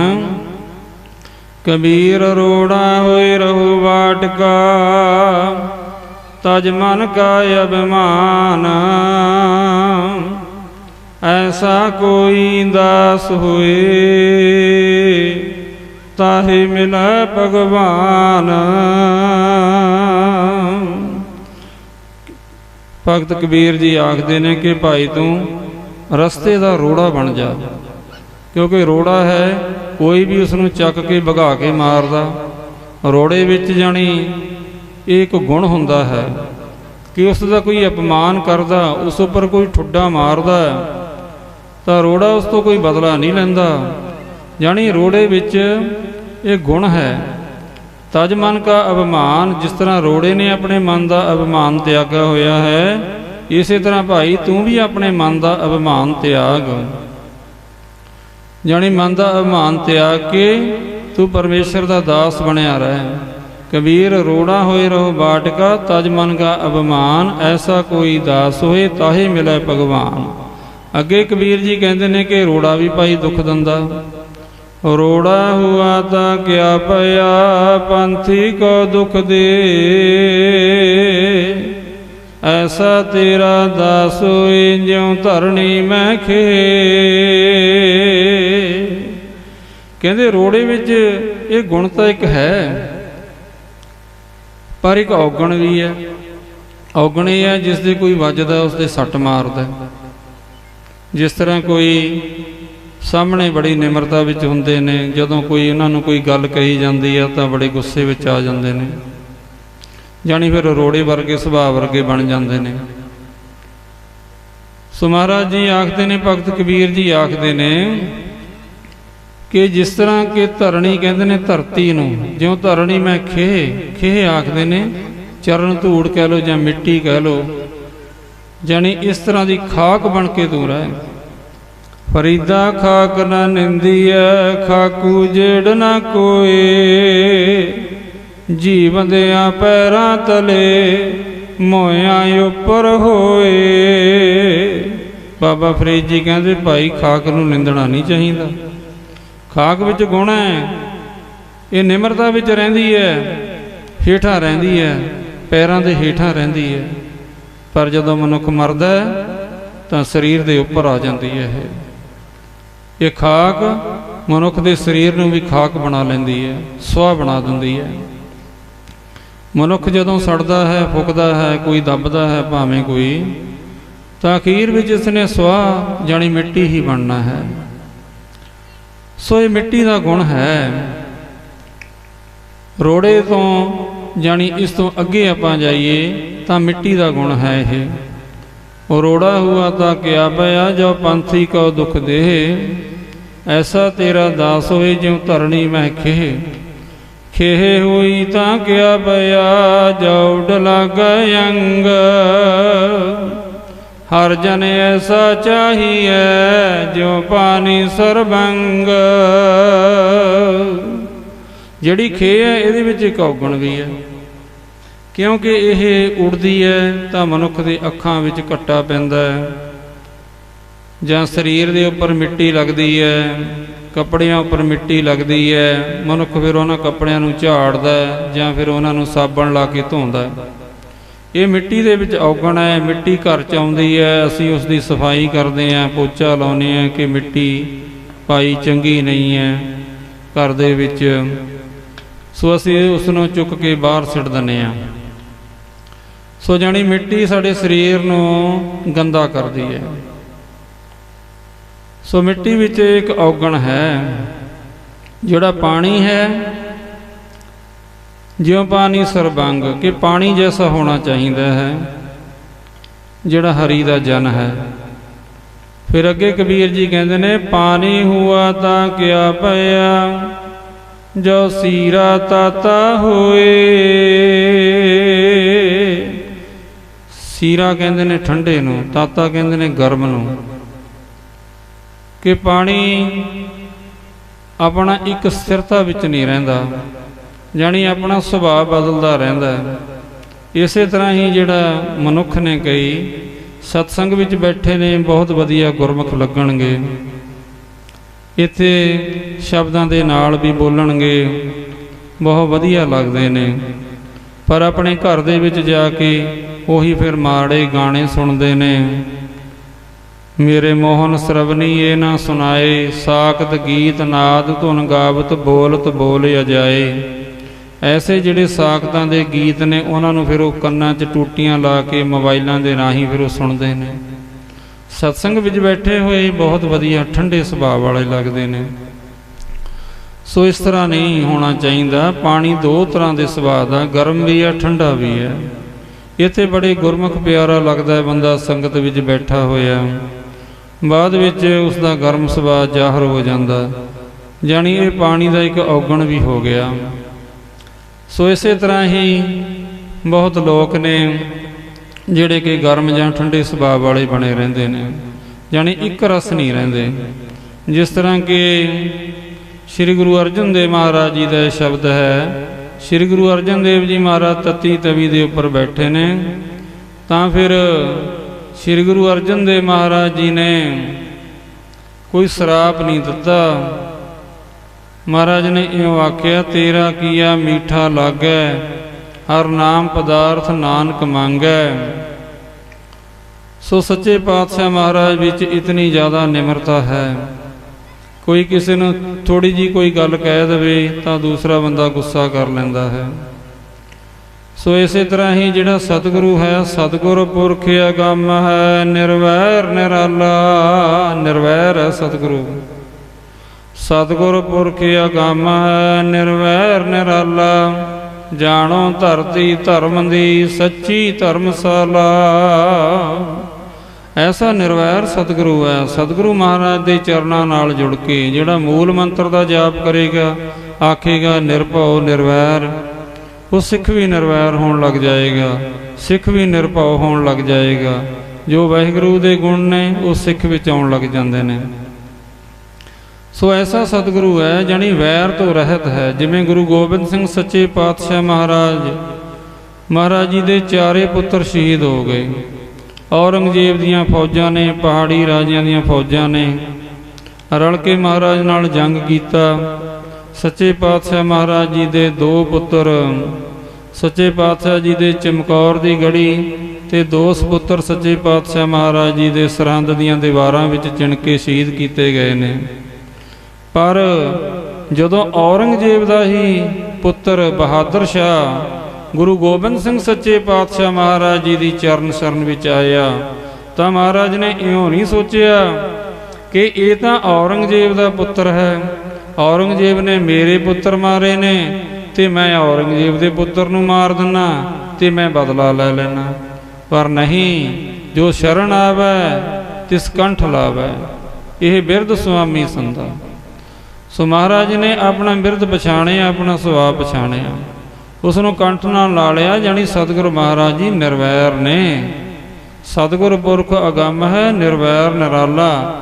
ਬਹਾਦਰ ਸ਼ਾਹ ਨੇ ਬੇਨਤੀ ਕੀਤੀ ਕਿ ਸੱਚੇ ਪਾਤਸ਼ਾਹ ਸ੍ਰੀ ਗੁਰੂ ਗੋਬਿੰਦ ਸਿੰਘ ਜੀ ਮਹਾਰਾਜ ਜੀਓ, ਆਪ ਜੀ ਕਿਰਪਾ ਕਰੋ, ਤਾਰਾ ਆਜਮ ਨਾਲ ਮੇਰਾ ਜੰਗ ਹੋਣਾ ਹੈ। ਤਾਰਾ ਆਜਮ ਦੇ ਕੋਲੇ ਮੇਰਾ ਵੱਡਾ ਭਾਈ ਹੈ, ਉਸ ਪਾਸ ਫੌਜਾਂ ਵੱਧ ਹਨ, ਮੇਰੇ ਪਾਸ ਫੌਜਾਂ ਘੱਟ ਹਨ। ਆਪ ਜੀ ਕਿਰਪਾ ਕਰਕੇ ਮੇਰੀ ਮਦਦ ਕਰੋ। ਸਤਿਗੁਰ ਸੱਚੇ ਪਾਤਸ਼ਾਹ ਮਹਾਰਾਜ ਦੇ ਤੀਰ ਨਾਲ ਹੀ ਤਾਰਾ ਆਜਮ ਦੀ ਮੌਤ ਹੋਈ ਸੀ ਔਰ ਬਹਾਦਰ ਸ਼ਾਹ ਦੀ ਜੰਗ ਵਿੱਚ ਫਤਿਹ ਹੋਈ ਸੀ। ਸੋ ਗੁਰੂ ਗੋਬਿੰਦ ਸਿੰਘ ਸੱਚੇ ਪਾਤਸ਼ਾਹ ਮਹਾਰਾਜ ਜੀ ਇਸ ਤਰ੍ਹਾਂ ਨਿਰਵੈਰ ਸਤਿਗੁਰੂ ਨੇ। ਜਾਣੀ ਇਉਂ ਨਹੀਂ ਹੈ ਕਿ ਗਰਮ ਹੋ ਜਾਣਾ ਜਾਂ ਠੰਡਾ ਹੋ ਜਾਣਾ। ਸੋ ਜਿਸ ਤਰ੍ਹਾਂ ਕਬੀਰ ਜੀ ਆਖਦੇ ਨੇ, ਪਾਣੀ ਹੁਆ ਤਾਂ ਕਿਆ ਭਇਆ, ਸੀਰਾ ਤਾਤਾ ਹੋਏ, ਹਰ ਜਨ ਐਸਾ ਚਾਹੀਐ ਜੈਸਾ ਹਰ ਹੀ ਹੋਏ। ਹਰੀ ਦਾ ਜਨ ਕੈਸਾ ਚਾਹੀਦਾ? ਜਿਸ ਤਰ੍ਹਾਂ ਦਾ ਹਰੀ ਆਪ ਹੈ, ਜਿਸ ਤਰ੍ਹਾਂ ਦਾ ਵਾਹਿਗੁਰੂ ਆਪ ਹੈ, ਵਾਹਿਗੁਰੂ ਵਰਗਾ ਹੀ ਹਰੀ ਦਾ ਜਨ ਹੋਣਾ ਚਾਹੀਦਾ ਹੈ। ਹਰ ਕਾ ਸੇਵਕ ਸੋ ਹਰ ਜੇਹਾ, ਭੇਦ ਨਾ ਜਾਣੋ ਮਾਨਸ ਦੇਹਾ। ਜਿਉਂ ਜਲ ਤਰੰਗ ਉਠੈ ਬਹੁ ਭਾਂਤੀ, ਫਿਰ ਸਲਲ ਸਲਲ ਸਮਾਹੇਂਦਾ। ਹਰ ਹਰ ਜਨ ਦੁਈ ਏਕ ਹੈ, ਬਿਵ ਵਿਚਾਰ ਕਛ ਨਾਹੇ, ਜਲ ਤੇ ਉਪਜ ਤਰੰਗ ਜਿਉ ਜਲ ਹੀ ਵਿਖੈ ਸਮਾਹੇ। ਸੋ ਹਰੀ ਦਾ ਜਨ ਔਰ ਹਰੀ ਜਾਣੀ ਇੱਕ ਸਮਾਨ ਹੋ ਜਾਂਦੇ ਨੇ, ਇੱਕ ਰੂਪ ਹੋ ਜਾਂਦੇ ਨੇ। ਜਿਹੜਾ ਨਾਮ ਜਪਦਾ ਹੈ, ਜੋ ਪ੍ਰਾਨੀ ਨਿਸ ਦਿਨ ਭਜੈ ਰੂਪ ਰਾਮ ਤੇ ਜਾਨ। ਹਰ ਜਨ ਹਰਿ ਅੰਤਰ ਨਹੀਂ ਨਾਨਕ ਸਾਚੀ ਮਾਨ। ਹਰੀ ਤੇ ਹਰੀ ਦਾ ਜਨ ਇੱਕ ਸਮਾਨ ਇੱਕ ਰੂਪ ਹੀ ਹੋ ਜਾਂਦੇ ਨੇ। ਜਾਣੀ ਹਰੀ ਦਾ ਜਨ ਐਸਾ ਹੋਣਾ ਚਾਹੀਦਾ ਹੈ। ਐਸੇ ਹਰੀ ਦੇ ਜਨ ਨੂੰ ਗੁਰੂ ਕਿਰਪਾ ਕਰਕੇ ਰੱਖ ਲੈਂਦੇ ਨੇ ਔਰ ਉਸ ਉੱਪਰ ਕਿਰਪਾ ਦ੍ਰਿਸ਼ਟੀ ਬਣਾ ਕੇ ਰੱਖਦੇ ਨੇ। ਹਰ ਜਨ ਰਾਖੀ ਗੁਰੂ ਗੋਬਿੰਦ ਕੰਠ ਲਾਏ ਅਬ ਗੁਣ ਸਭ ਮਿਟੈ।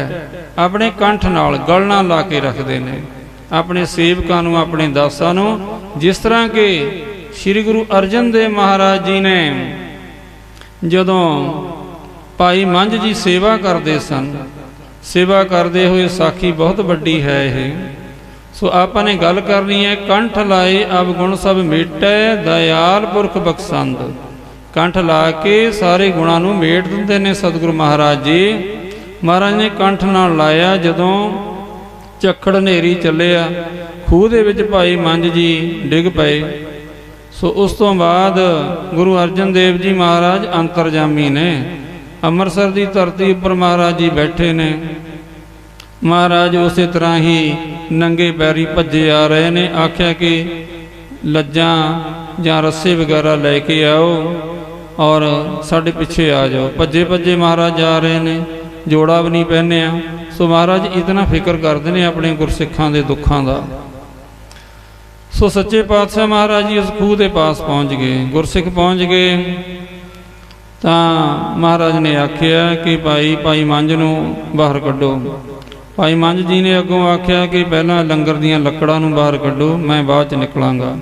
ਪਹਿਲਾਂ ਲੰਗਰ ਦੀਆਂ ਲੱਕੜਾਂ ਨੂੰ ਕੱਢਿਆ ਗਿਆ, ਫਿਰ ਉਸ ਤੋਂ ਬਾਅਦ ਭਾਈ ਮੰਝ ਜੀ ਨੂੰ ਬਾਹਰ ਕੱਢਿਆ ਗਿਆ। ਜਦੋਂ ਦੇਖਦੇ ਨੇ ਕਿ ਹੈ ਸ੍ਰੀ ਗੁਰੂ ਅਰਜਨ ਦੇਵ ਜੀ ਮਹਾਰਾਜ ਆਪ ਮੇਰੇ ਸਾਹਮਣੇ ਖੜੇ ਨੇ, ਤਾਂ ਬਹੁਤ ਜ਼ਿਆਦਾ ਮਨ ਵੈਰਾਗ ਵਿੱਚ ਆ ਗਿਆ ਕਿ ਮੇਰਾ ਇਤਨਾ ਜ਼ਿਆਦਾ ਫਿਕਰ, ਇਤਨਾ ਜ਼ਿਆਦਾ ਖਿਆਲ ਕਰਦੇ ਨੇ ਗੁਰੂ ਅਰਜਨ ਦੇਵ ਜੀ ਮਹਾਰਾਜ।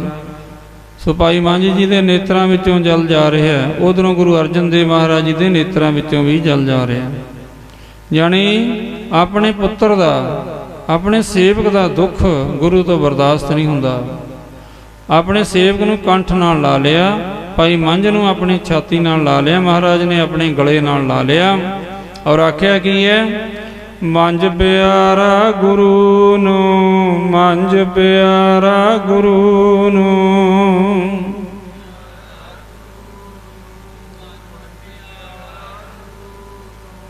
ਮੰਝ ਪਿਆਰਾ ਗੁਰੂ ਨੂੰ, ਮੰਝ ਪਿਆਰਾ ਗੁਰੂ ਨੂੰ।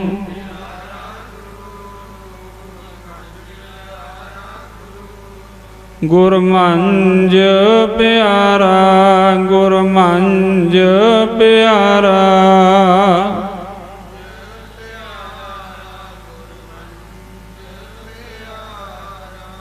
ਮੰਝ ਗੁਰੂ ਕਾ ਬੋਹਿ ਥਾ, ਮੰਝ ਗੁਰੂ ਕਾ ਬੋਹਿ ਥਾ।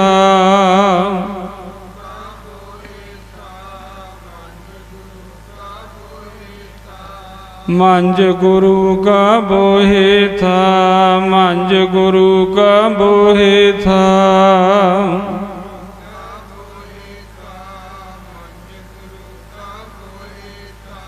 ਜਗ ਲੰਘਣ ਹਾਰਾ, ਜਗ ਲੰਘਣ ਹਾਰਾ।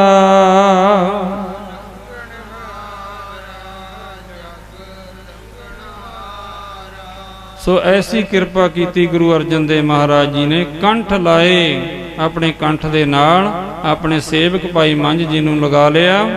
ਸੋ ਅੱਜ ਵੀ ਮਹਾਰਾਜ ਜੀ ਲਾਉਂਦੇ ਨੇ। ਜਿਸ ਤਰ੍ਹਾਂ ਕਿ 6ਵੇਂ ਪਾਤਸ਼ਾਹ ਮਹਾਰਾਜ ਜੀ ਨੇ ਬਾਬਾ ਵਿਧੀ ਚੰਦ ਜੀ ਨੂੰ ਆਪਣੇ ਕੰਠ ਦੇ ਨਾਲ ਲਾਇਆ। ਕੀ ਆਖਿਆ, ਵਿਧੀ ਚੰਦ ਛੀਨਾ ਗੁਰੂ ਕਾ ਸੀਨਾ। ਇਹ ਤਾਂ ਗੁਰੂ ਦਾ ਸੀਨਾ ਹੈ, ਗੁਰੂ ਦਾ ਜਾਣੀ ਦਿਲ ਹੈ, ਜਾਣੀ ਗੁਰੂ ਦਾ ਹਿਰਦਾ ਹੈ। ਜਾਣੀ ਇਤਨਾ ਪਿਆਰ ਕਰਦੇ ਨੇ ਮਹਾਰਾਜ ਆਪਣੇ ਸਿੱਖਾਂ ਨੂੰ। ਕੰਠ ਲਾਏ ਅਬ ਗੁਣ ਸਭ ਮੇਟੇ ਦਇਆਲ ਪੁਰਖ ਬਖਸ਼ੰਦ।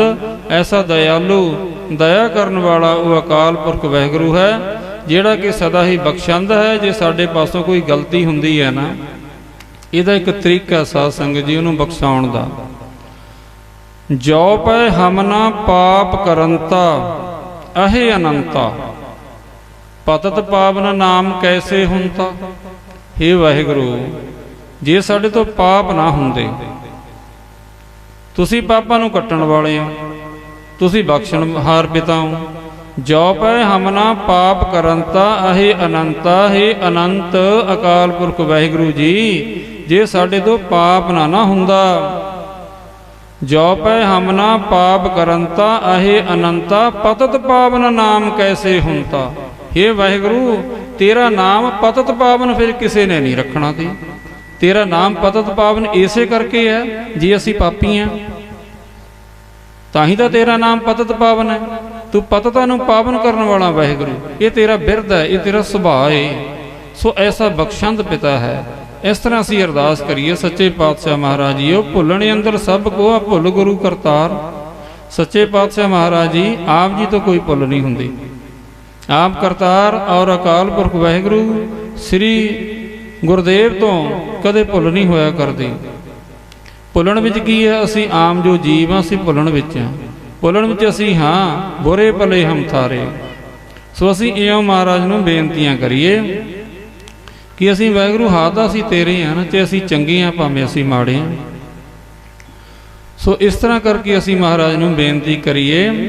आओ सारे आपां रल के बेनती करिए जी। बुरे भले हम थारे, बुरे भले हम थारे, बुरे भले हम थारे, बुरे भले हम थारे।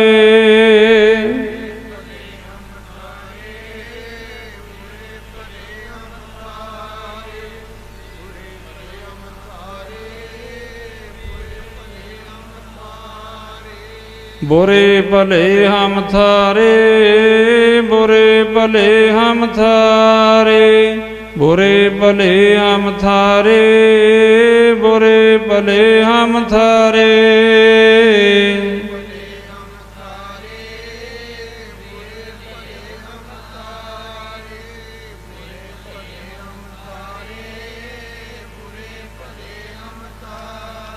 ऐसा दयाल पुरख अकाल पुरख वाहिगुरू बख्शंद है, सारियां गलतियां नूं वो खिमा कर दिंदा। कि सच्चे पातशाह महाराज जी, मैं औगणहारी जीव हाँ। महाराज जी इउं दसो, मेरे औगणहारी जीव दे औगण वड्डे हन कि आप जी की किरपा वड्डी है। सच्चे पातशाह महाराज जी, आप जी की किरपा सब तो वड्डी है, महान है। सच्चे पातशाह महाराज जी, आप जी की किरपा, इतने जीव ने, इतनी सृष्टि साजी हुई है आप जी ने, करोड़ां अरबां खरबां जीव ने इस धरती के उपर। इस तरह ही धरतियां भी बहुत साजियां हुई हैं, अलग अलग धरतियां के उपर जीव ने। सो कितने जीवां की गिनती करिए, कोई गिनती नहीं की जा सकती। वो जितने सारे जीव ने, वो सारियां दे औगण एक पासे रख लो। जितनियां कि सारी सृष्टियां वाहिगुरू ने बनाईयां ने, उसका कोई अंत नहीं, कितनियां सृष्टियां बनाईयां ने वाहिगुरू ने। उन्हां दे सारियां दे औगण एक पासे रख लो, एक पासे आप जी की किरपा दृष्टि रख लो।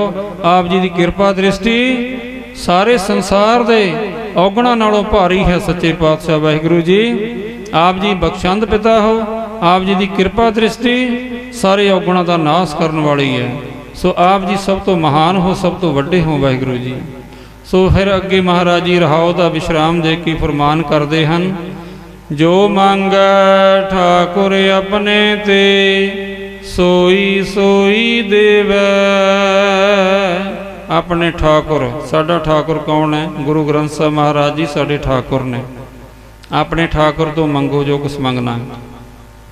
महाराज अज गुरु ग्रंथ साहब तो मंग लिया, कल नूं किते होर जाके मंग लिया, परसों नूं किते होर जाके मंग लिया, चौथे नूं किते होर जाके मंग लिया। बाबा नंद सिंह जी का वचन है कि जिस दी गुरु ग्रंथ साहब महाराज तो पूरी नहीं पई, उसकी किते भी जाके पूरी नहीं पैनी। सो गुरु ग्रंथ साहब तो जद कोई वड्डा है ही नहीं। सब ते वड्डा सतगुरु नानक जिन कल राखी मेरी। ਜਦ ਸਭ ਤੋਂ ਵੱਡੇ ਨੇ ਗੁਰੂ ਨਾਨਕ ਸਾਹਿਬ ਮਹਾਰਾਜ ਜੀ ਗੁਰੂ ਗ੍ਰੰਥ ਸਾਹਿਬ ਦੇ ਵਿੱਚ ਸੁਭਾਏਮਾਨ ਬੈਠੇ ਹਨ। ਸੋ ਐਸੇ ਸਤਿਗੁਰੂ ਮਹਾਰਾਜ ਜੀ ਨੂੰ ਛੱਡ ਕੇ ਜਾਨੀ ਕਿਸੇ ਹੋਰ ਪਾਸੋਂ ਅਸੀਂ ਮੰਗਾ ਨਾ ਮੰਗੀਏ। ਜੋ ਮੰਗ ਹੈ ਠਾਕੁਰ ਆਪਣੇ ਤੇ ਸੋਈ ਸੋਈ ਦੇਵੈ। ਹੁਣ ਮਨੁੱਖ ਮੰਗਦਾ ਕੀ ਹੈ? ਜੋ ਮੰਗੈ ਤੋ ਮੰਗੈ ਬੀਆ। ਮੰਗਦਾ ਕੀ ਹੈ? ਇਹ ਹੋਰ ਜਾਨੀ ਪਦਾਰਥ ਮੰਗਦਾ। ਜੋ ਮੰਗੈ ਤੋ ਮੰਗੈ ਬੀਆ ਜਾਤੇ ਕੁਸਲ ਨਾ ਕਾਹੂ ਥੀਆ। ਜਿਸ ਤੇ ਕੁਸਲ ਨਹੀਂ ਹੋਣਾ, ਭਾਵ ਕਿ ਆਤਮਿਕ ਖੁਸ਼ੀ ਨਹੀਂ ਮਿਲਣੀ, ਆਤਮਿਕ ਆਨੰਦ ਦੀ ਪ੍ਰਾਪਤੀ ਨਹੀਂ ਹੋਣੀ, ਐਸੀਆਂ ਵਸਤੂਆਂ ਮਨੁੱਖ ਮੰਗਦਾ ਹੈ। ਸੁਖ ਮੰਗੈ ਦੁਖ ਆਗਲ ਆਵੈ, ਸੋ ਸੁਖ ਹਮ ਹੋ ਨਾ ਮੰਗਿਆ ਭਾਵੈ। ਜੇ ਅਸੀਂ ਸੁਖ ਮੰਗਾਂਗੇ ਉਹਦੇ ਪਿੱਛੇ ਦੁੱਖ ਛੁਪਿਆ ਹੋਇਆ ਹੈ। ਨਾਨਕ ਬੋਲਣ ਝਖਣਾ ਦੁਖ ਛੱਡ ਮੰਗੀਐ ਸੁਖ। ਸੁਖ ਦੁਖ ਦੋਇ ਦਰ ਕੱਪੜੇ ਪਹਿਰੇ ਜਾਏ ਮਨੁੱਖ। ਜਿੱਥੇ ਬੋਲਣ ਹਾਰੀਐ ਤਿੱਥੈ ਚੰਗੀ ਚੁੱਪ। ਵਿਣ ਤੁਧ ਹੋਰ ਜੇ ਮੰਗਣਾ ਸਿਰ ਦੁੱਖਾਂ ਕੇ ਦੁੱਖ। ਦੇਹ ਨਾਮ ਸੰਤੋਖੀਆ ਉਤਰੈ ਮਨ ਕੀ ਭੁੱਖ। ਗੁਰ ਬਣ ਤਿਣ ਹਰਿਆ ਕੀਤਿਆ ਨਾਨਕ ਕਿਆ ਮਨੁੱਖ। ਸੋ ਜਿਹੜਾ ਸੁਖ ਹੈ ਔਰ ਦੁੱਖ ਹੈ, ਮਹਾਰਾਜ ਆਖਦੇ ਨੇ ਵਿਣ ਤੁਧ ਹੋਰ ਜੇ ਮੰਗਣਾ ਸਿਰ ਦੁੱਖਾਂ ਕੇ ਦੁੱਖ। ਤੇਤੋਂ ਬਿਨਾ ਵਾਹਿਗੁਰੂ ਜੇ ਅਸੀਂ ਹੋਰ ਕੁਝ ਵੀ ਮੰਗੀਏ ਉਹ ਸਿਰ ਦੁੱਖਾਂ ਕੇ ਦੁੱਖ ਹੈ, ਭਾਵ ਕਿ ਬਹੁਤ ਵੱਡਾ ਦੁੱਖ ਹੈ, ਸ਼੍ਰੋਮਣੀ ਦੁੱਖ ਹੈ ਉਹ, ਜੇ ਅਸੀਂ ਵਾਹਿਗੁਰੂ ਨੂੰ ਛੱਡ ਕੇ ਹੋਰ ਕੁਝ ਮੰਗੀਏ। ਮੰਗਣਾ ਕੀ ਹੈ? ਗੁਰਬਾਣੀ। ਮੰਗਣਾ ਕੀ ਹੈ? ਨਾਮ। ਮੰਗਣਾ ਕੀ ਹੈ? ਸੇਵਾ ਔਰ ਸਿਮਰਨ। ਐਸੀਆਂ ਦਾਤਾਂ ਵਾਹਿਗੁਰੂ ਨੂੰ ਹੀ ਮੰਗ ਲਈਏ। ਜਿਵੇਂ ਕੋਈ ਮਨੁੱਖ ਮੰਗਦਾ ਹੈ ਕਿ ਮੈਨੂੰ ਇਹ ਟਾਹਣੀ ਮਿਲ ਜਾਵੇ, ਮੈਨੂੰ ਆ ਪੱਤੇ ਮਿਲ ਜਾਣ, ਮੈਨੂੰ ਇਹ ਫੁੱਲ ਮਿਲ ਜਾਣ, ਮੈਨੂੰ ਇਹ ਫਲ ਮਿਲ ਜਾਣ। ਪਰ ਮਨੁੱਖ ਰੁੱਖ ਨੂੰ ਨਹੀਂ ਮੰਗਦਾ। ਰੁੱਖ ਬੀਜ ਲਿਆ ਆਪਣੇ ਘਰ ਦੇ ਵਿੱਚ ਤਾਂ ਸਾਰਾ ਕੁਝ ਹੀ ਪ੍ਰਾਪਤ ਹੋ ਜਾਏਗਾ। ਬੀਜ ਕੀ ਹੈ? ਵਾਹਿਗੁਰੂ। ਬੀਜ ਮੰਤਰਿਓ ਹਰ ਕੋ ਨਾਮ।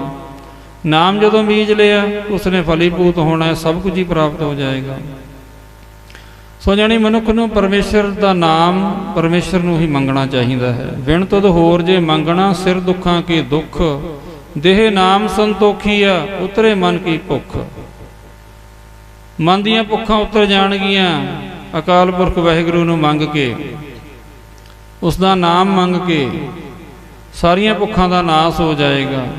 ਗੁਰ ਵਣ ਤਣ ਹਰਿਆ ਕੀਤਿਆ। ਸਾਰੇ ਵਣਾਂ ਨੂੰ ਤ੍ਰਿਣਾਂ ਨੂੰ ਹਰੇ ਭਰੇ ਕੀਤਾ ਹੋਇਆ ਹੈ ਸਤਿਗੁਰੂ ਮਹਾਰਾਜ ਜੀ ਨੇ। ਨਾਨਕ ਕਿਹਾ ਮਨੁੱਖ ਜਦ ਇਤਨੀ ਸਾਰੀ ਸ੍ਰਿਸ਼ਟੀ ਨੂੰ ਹਰੇ ਭਰੇ ਕੀਤਾ ਹੋਇਆ ਹੈ, ਇਹ ਮਨੁੱਖ ਤੇਰੀ ਕਿਹੜੀ ਗੱਲ ਹੈ? ਤੈਨੂੰ ਨਹੀਂ ਹਰਾ ਭਰਾ ਕਰੇਗਾ? ਤੇਰੇ ਦੀ ਨਹੀਂ ਕਿਰਪਾ ਕਰੇਗਾ? ਜਾਣੀ ਕਰੇਗਾ ਕਿਰਪਾ। ਸੋ ਐਸਾ ਅਕਾਲ ਪੁਰਖ ਵਾਹਿਗੁਰੂ ਸਮਰੱਥ ਹੈ। ਉਸ ਤੋਂ ਮੰਗਣਾ ਕੀ ਹੈ? ਨਾਮ ਮੰਗਣਾ ਹੈ, ਪਰਮੇਸ਼ਰ ਦੀ ਵਡਿਆਈ ਮੰਗਣੀ ਹੈ, ਨਿਮਰਤਾ ਮੰਗਣੀ ਹੈ, ਵਿਵੇਕ ਬੁੱਧੀ ਮੰਗਣੀ ਹੈ। ਅਸੀਂ ਅਰਦਾਸ ਕਰਦੇ ਹਾਂ ਸਮਾਪਤੀ ਦੇ ਉੱਪਰ, ਗ੍ਰੰਥੀ ਸਿੰਘ ਜੀ ਅਰਦਾਸ ਕਰਦੇ ਨੇ, ਉੱਥੇ ਫਿਰ ਮੰਗਦੇ ਨੇ। ਇੱਕ ਸਾਰਿਆਂ ਵੱਲੋਂ ਹੀ ਉਹ ਮੰਗੀ ਜਾਂਦੀ ਹੈ। ਬਖਸ਼ਣਾ ਜੀ ਸਿੱਖਾਂ ਨੂੰ ਸਿੱਖੀ ਦਾਨ, ਕੇਸ ਦਾਨ, ਰਹਿਤ ਦਾਨ, ਵਿਵੇਕ ਦਾਨ, ਵਿਸਾਹ ਦਾਨ, ਭਰੋਸਾ ਦਾਨ, ਦਾਨਾ ਸਿਰਦਾਨ, ਨਾਮ ਦਾਨ, ਸ੍ਰੀ ਅੰਮ੍ਰਿਤਸਰ ਸਾਹਿਬ ਜੀ ਦੇ ਦਰਸ਼ਨ ਇਸ਼ਨਾਨ। ਸੋ ਇਹ ਦਾਤ ਮੰਗੀ ਜਾਂਦੀ ਹੈ ਗੁਰੂ ਦੇ ਪਾਸੋਂ ਕਿ ਸਾਨੂੰ ਇਹ ਦਾਤ ਦੀ ਬਖਸ਼ਿਸ਼ ਕਰੋ ਸਤਿਗੁਰੂ ਮਹਾਰਾਜ ਜੀ। ਸੋ ਸਾਨੂੰ ਐਸੀਆਂ ਜਾਣੀ ਕੀਮਤੀ ਦਾਤਾਂ ਮੰਗਣੀਆਂ ਚਾਹੀਦੀਆਂ ਹਨ ਸਤਿਗੁਰੂ ਮਹਾਰਾਜ ਜੀ ਦੇ ਪਾਸੋਂ।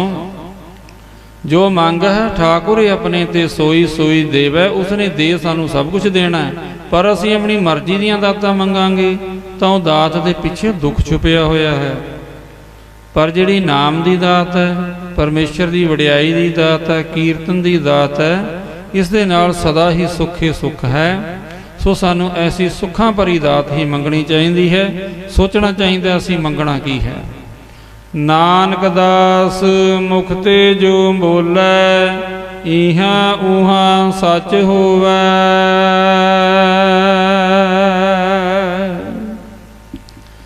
ਜਿਹੜਾ ਗੁਰੂ ਦਾ ਦਾਸ ਆਪਣੇ ਮੁਖ ਤੋਂ ਬੋਲੇਗਾ, ਉਹ ਇੱਥੇ ਵੀ, ਇਸ ਲੋਕ ਵਿੱਚ ਵੀ, ਪਰਲੋਕ ਵਿੱਚ ਵੀ ਉਹ ਸੱਚ ਹੋਵੇਗਾ।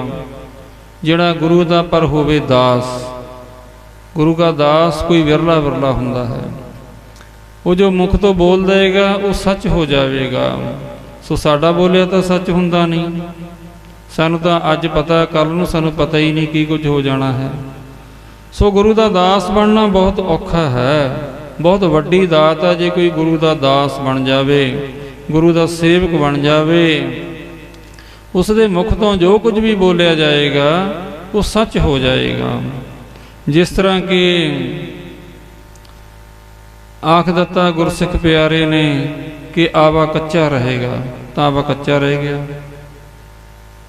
ਪਰ ਗੁਰੂ ਅਰਜਨ ਦੇਵ ਮਹਾਰਾਜ ਜੀ ਨੇ ਭਾਵੇਂ ਪੱਕਿਆਂ ਦੇ ਭਾਅ ਹੀ ਇੱਟਾਂ ਵਿਕਾ ਦਿੱਤੀਆਂ, ਪਰ ਸਿੱਖ ਦਾ ਬਚਨ ਪੂਰਾ ਹੋ ਗਿਆ।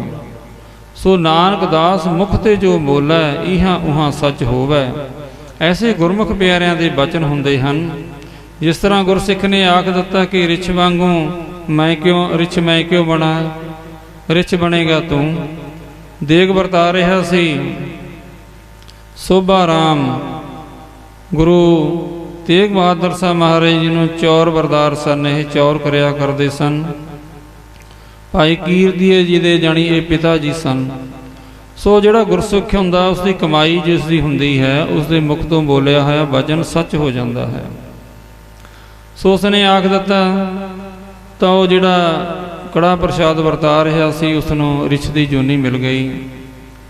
ਰਿਛ ਦੀ ਜੋਨੀ ਮਿਲੀ ਹੋਈ ਤਾਂ ਜਦੋਂ ਦਸਵੇਂ ਪਾਤਸ਼ਾਹ ਮਹਾਰਾਜ ਜੀ ਦੇ ਪਾਸ ਉਹ ਜਿਹੜਾ ਰਿਛ ਨੂੰ ਲੈ ਕੇ ਆਇਆ ਸ਼ਿਕਾਰੀ, ਤਾਂ ਉਹ ਦਰ ਦਰ ਤੇ ਮੰਗਦਾ ਫਿਰਦਾ ਹੈ, ਰਿਛ ਦਾ ਨਾਚ ਕਰਾਉਂਦਾ ਫਿਰਦਾ ਹੈ। ਦਸਵੇਂ ਪਾਤਸ਼ਾਹ ਦੇ ਪਾਸ ਜਦੋਂ ਆਏ ਤਾਂ ਦਸਵੇਂ ਪਾਤਸ਼ਾਹ ਮਹਾਰਾਜ ਜੀ ਨੇ ਵੀ ਉਸ ਦਾ ਨਾਚ ਦੇਖਿਆ। ਮਹਾਰਾਜ ਨੇ ਆਖਿਆ ਇਹ ਰਿਛ ਤੂੰ ਸਾਨੂੰ ਦੇ ਦੇ, ਇਸ ਦੀ ਕਿਤਨੀ ਕੀਮਤ ਹੈ? ਕਹਿੰਦਾ ਇਤਨੀ ਕੀਮਤ ਹੈ। ਮਹਾਰਾਜ ਨੇ ਉਸ ਤੋਂ ਵੀ ਦੁੱਗਣੀ ਉਸ ਨੂੰ ਕੀਮਤ ਦੇ ਦਿੱਤੀ।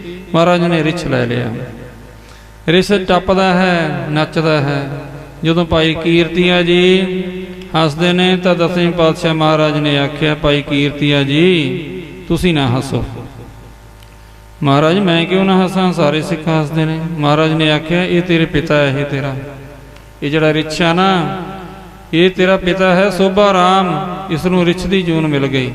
ਤਾਂ ਉਸਨੇ ਚੌਰ ਰੱਖ ਦਿੱਤਾ। ਮਹਾਰਾਜ ਜੀ ਗੁਰੂ ਤੇਗ ਬਹਾਦਰ ਸਾਹਿਬ ਮਹਾਰਾਜ ਦੇ ਚੌਰ ਬਰਦਾਰ ਸਨ ਮੇਰੇ ਪਿਤਾ ਜੀ, ਔਰ ਮੈਂ ਆਪ ਜੀ ਦਾ ਚੌਰ ਬਰਦਾਰ ਹਾਂ। ਆਪ ਜੀ ਦੀ ਸੇਵਾ ਕਰਨ ਦਾ ਸਾਨੂੰ ਫਿਰ ਕੀ ਲਾਭ ਪ੍ਰਾਪਤ ਹੋਇਆ ਜੇ ਅਸੀਂ ਰਿਛਾਂ ਦੀਆਂ ਜੂਨਾਂ ਵਿੱਚ ਹੀ ਅਸੀਂ ਘੁੰਮਣਾ ਹੈ। ਮਹਾਰਾਜ ਨੇ ਆਖਿਆ ਭਾਈ ਕੀਰਤੀਏ ਸਾਰੀ ਗੱਲ ਤਾਂ ਤੂੰ ਸੁਣ, ਇਹੀ ਤਾਂ ਤੈਨੂੰ ਫਲ ਦੇਣਾ ਤੇਰੇ ਪਿਤਾ ਨੂੰ। ਇਹਨੇ ਮਾੜਾ ਬਚਨ ਬੋਲਿਆ ਕਿਸੇ ਗੁਰਸਿੱਖ ਪਿਆਰੇ ਨੂੰ ਤਾਂ ਇਸ ਨੂੰ ਰਿਛ ਦੀ ਜੂਨ ਮਿਲ ਗਈ, ਪਰ ਅਸੀਂ ਇਸ ਦੀ ਸੇਵਾ ਦਾ ਹੀ ਫਲ ਦੇਣਾ ਹੈ। ਅਸੀਂ ਇਸ ਰਿਛ ਦੀ ਜੂਨ ਚੋਂ ਤੇਰੇ ਪਿਤਾ ਨੂੰ ਮੁਕਤ ਕਰ ਦੇਣਾ ਹੈ। ਇਸ ਨੂੰ ਮੁਕਤ ਕਰਨ ਵਾਸਤੇ ਹੀ ਅਸੀਂ ਰਿਛ ਇਹ ਖਰੀਦਿਆ ਹੈ। ਮਹਾਰਾਜ ਜੀ ਨੇ ਉਸ ਉੱਪਰ ਜਲ ਦਾ ਛਿੱਟਾ ਦਿੱਤਾ, ਵਾਹਿਗੁਰੂ ਬੋਲਿਆ ਤਾਂ ਉਸ ਵਿੱਚੋਂ ਆਤਮਾ ਬੋਲੀ। ਉਸਨੇ ਆਖਿਆ ਮੇਰੇ ਪੁੱਤਰ ਕੀਰਤੀਏ ਮੈਂ ਮਾੜਾ ਬਚਨ ਬੋਲਿਆ ਸੀ ਸੇਵਾ ਕਰਦਿਆਂ ਹੋਇਆਂ, ਸੋ ਮੈਨੂੰ ਰਿਛ ਦੀ ਜੂਨ ਮਿਲ ਗਈ। ਸੋ ਆਪ ਜੋ ਸੇਵਾ ਕਰਦੇ ਹੋ ਚੌਰ ਦੀ ਤੇ ਧਿਆਨ ਨਾਲ ਕਰਨਾ, ਜਾਣੀ ਨਿਮਰਤਾ ਵਿੱਚ ਰਹਿਣਾ, ਕਿਸੇ ਗੁਰਸਿੱਖ ਦਾ ਦਿਲ ਨਹੀਂ ਦਿਖਾਉਣਾ। ਸੋ ਭਾਈ ਹੁਣ ਵੀ ਸੇਵਾਵਾਂ ਹੋ ਰਹੀਆਂ ਨੇ। ਕੋਈ ਦੇਗ ਦੀ ਸੇਵਾ ਕਰਦਾ ਹੈ, ਕੋਈ ਦਾਲ ਵਰਤਾਉਂਦਾ ਹੈ, ਕੋਈ ਜਲ ਵਰਤਾਉਂਦਾ ਹੈ, ਕੋਈ ਪ੍ਰਸ਼ਾਦੇ ਵਰਤਾਉਂਦਾ ਹੈ। ਸੋ ਭਾਈ ਸਾਰਿਆਂ ਨੇ ਨਿਮਰਤਾ ਸਹਿਤ ਵਰਤਾਉਣਾ ਹੈ। ਸੋ ਵਾਹਿਗੁਰੂ ਦਾ ਰੂਪ ਜਾਣ ਕੇ ਪ੍ਰਸ਼ਾਦਾ ਛਕਾਉਣਾ। ਬਹੁਤ ਸੰਗਤਾਂ ਐਸੀਆਂ ਵੀ ਹੁੰਦੀਆਂ ਹਨ ਕਿ ਪ੍ਰਸ਼ਾਦਾ ਛਕਦੀਆਂ ਨੇ, ਪਰ ਉਹ ਸਤਸੰਗ ਇਸ ਦਰਬਾਰ ਦੇ ਵਿੱਚ ਆ ਕੇ ਨਹੀਂ ਬੈਠਦੀਆਂ। ਜਾਂ ਤਾਂ ਆ ਕੇ ਮੱਥਾ ਟੇਕ ਕੇ ਪ੍ਰਸ਼ਾਦਾ ਛਕ ਕੇ ਵੀ ਚਲੋ ਹੁਣ ਆਪਾਂ ਆਪਣੇ ਘਰ ਨੂੰ ਚੱਲਦੇ ਹਾਂ। ਕੁਝ ਐਸੀਆਂ ਵੀ ਸੰਗਤਾਂ ਹੁੰਦੀਆਂ ਹਨ ਜਿਹੜੀਆਂ ਕਿ ਦਰਬਾਰ ਵਿੱਚ ਮੱਥਾ ਵੀ ਨਹੀਂ ਟੇਕਣ ਆਉਣਗੀਆਂ, ਉਹ ਲੰਗਰ ਛਕ ਕੇ ਆਪਣੇ ਘਰ ਨੂੰ ਚਲੀਆਂ ਜਾਣਗੀਆਂ। ਕੁਝ ਐਸੀਆਂ ਸੰਗਤਾਂ ਨੇ ਜਿਹੜੀਆਂ ਕਿ ਲੰਗਰ ਛਕ ਕੇ ਗੁਰੂ ਕੇ ਦਰਬਾਰ ਵਿੱਚ ਬੈਠਦੀਆਂ ਨੇ, ਹਰੀ ਜਸ ਕੀਰਤਨ ਗੁਰੂ ਕੀ ਕਥਾ ਵਿਚਾਰ ਨੂੰ ਸਰਵਣ ਕਰਦੀਆਂ ਹਨ। ਪਰ ਜਿਹੜਾ ਪ੍ਰਸ਼ਾਦਾ ਵਰਤਾਉਣ ਵਾਲਾ ਜਾਂ ਦੇਗ ਵਰਤਾਉਣ ਵਾਲਾ ਹੈ, ਉਸ ਨੂੰ ਇਹ ਈਰਖਾ ਨਹੀਂ ਰੱਖਣੀ ਚਾਹੀਦੀ ਕਿ ਇਹ ਤਾਂ ਇਸ ਤਰ੍ਹਾਂ ਦੇ ਨੇ, ਕੋਈ ਇਸ ਤਰ੍ਹਾਂ ਦਾ ਹੈ। ਸੱਚੇ ਪਾਤਸ਼ਾਹ ਮਹਾਰਾਜ ਜੀ ਨੇ ਫਰਮਾਨ ਕੀਤਾ ਹੈ, ਹਰ ਕੀ ਤੁਮ ਸੇਵਾ ਕਰੋ दूजी सेवा करो ना कोई जी। तू हरि दा रूप जान के सेवा कर। जे इउं सोच के सेवा कर लई कि ये मेरा दुश्मन है, ये मेरा मित्र है, ये बंदा चंगा है, ये बंदा माड़ा है, ये बंदा गुरमुख है, ये बंदा मनमुख है, इउं सोच के सेवा कर ली, फिर तेनू लाभ प्राप्त नहीं होएगा। चंगा भावें माड़ा, इसका फैसला वाहिगुरू दे उपर छड़ दे। तू गुरु का रूप जान के, परमेश्वर का रूप जान के प्रसादा छका। आखना की है प्रसादा वाहिगुरू, दाला वाहिगुरू। वो जानी वाहिगुरू नूं पुछ रहे हैं असीं कि तू प्रसादा लैना वाहिगुरू जी प्रसादा, उसनूं सचमुच जान के असीं प्रसादा छकाईए। उपरों पुरा ना कहीए कि कली साडी जबान रसना ही कहे प्रसादा वाहिगुरू। मन दे विच ये ख्याल रखीए कि ये तां प्रसादे इकट्ठे करन वास्ते आए आ, ये पता नहीं किन्नियां रोटियां खाऊगा, ऐसा ख्याल नहीं रखना है। उसनूं वाहिगुरू दा रूप जान के प्रसादा छकाओ। भावें कोई चंगा माड़ा, इसका फैसला वाहिगुरू पर छड्ड देना सानूं चाहीदा है। जानी इस तरह की मन दे विच धारना धार के, इस तरह दास बन के, सेवक बन के सानूं सेवा करनी चाहिदी है। सो ऐसियां साखियां दे उपर सानूं सोझी मिलदी है। की पता संगत विच कोई ऐसा गुरमुख प्यारा भी बैठा होवे जिसदा रोम रोम विच सिमरन चलदा होवे, जिहड़ा ब्रह्म ज्ञान की अवस्था से भी पहुँचया होवे। वरताउण वाले तो कोई माड़ा वचन बोलिया जाए, अगों वो वचन बोल देवे तो बहुत ज़्यादा मुश्किल हो जाएगी। मनुख सेवा करके भी अपने सिर च सुआह पवा लेगा और दुनिया में भटकता फिरेगा। सो इस तरह नहीं होना चाहिए।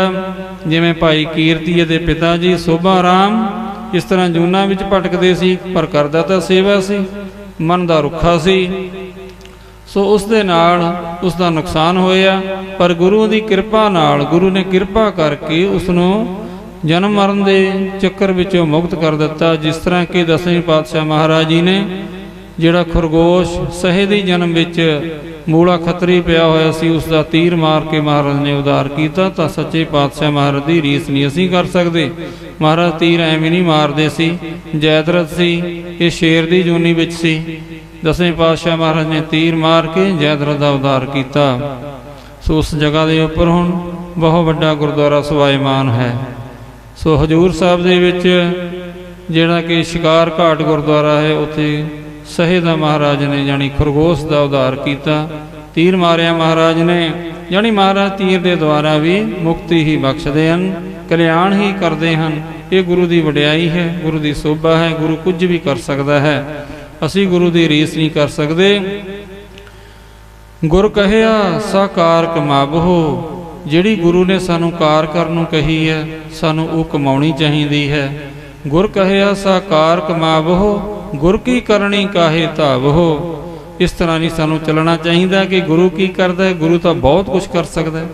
गुरु दे तां चारे पुत्र शहीद हो गए, गुरु की माता शहीद हो गई। साडे पुत्र तो बच्चे साडा कहना ही नहीं मनते, असी गुरु की रीस कित्थों कर लांगे। सो गुरु गुरु है, गुरु सब तो वड्डा है, श्रोमणी है सतगुरु महाराज जी। सो जो गुरु ने सानू कार करने वास्ते कहा कि भाई इस तरह निमरता दे विच रह के सेवा करनी है।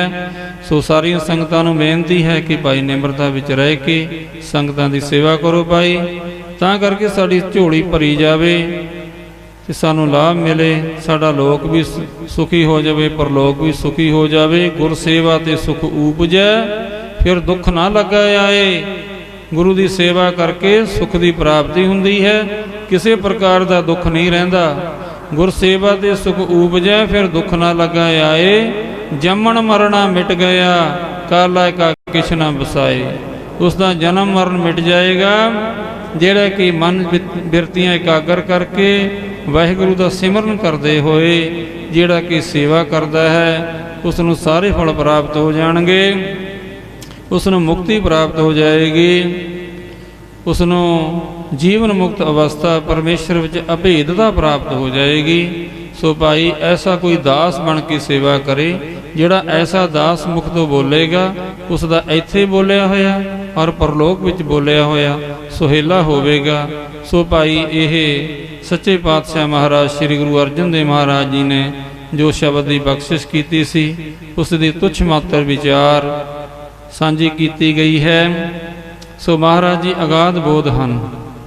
ਕਿਆ ਹੋਂ ਕਥੀ ਕਥੇ ਕਥ ਦੇਖਾਂ, ਮੈਂ ਅਕਥ ਨਾ ਕਥਨਾ ਜਾਈ। ਐਸਾ ਜਿਹੜਾ ਅਕਾਲ ਪੁਰਖ ਵਾਹਿਗੁਰੂ ਹੈ ਉਸ ਨੂੰ ਕਥਨ ਨਹੀਂ ਕੀਤਾ ਜਾ ਸਕਦਾ। ਬੋਲਦਿਆਂ ਹੋਇਆਂ ਸਾਧ ਸੰਗਤ ਜੀ ਬੇਅੰਤ ਪ੍ਰਕਾਰ ਦੀਆਂ ਗਲਤੀਆਂ ਭੁੱਲਾਂ ਚੁੱਕਾਂ ਹੋ ਜਾਂਦੀਆਂ ਹਨ। ਸੋ ਦਾਸ ਜਾਣ ਕੇ ਖਿਮਾ ਬਖਸ਼ਣਾ।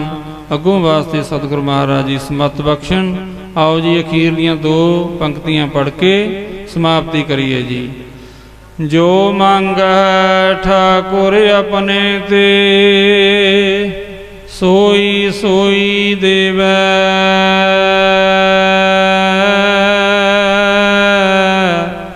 ਨਾਨਕ ਦਾਸ ਮੁਖ ਤੇ ਜੋ ਬੋਲੇ, ਇਹਾ ਉਹਾ ਸੱਚ ਹੋਵੇ।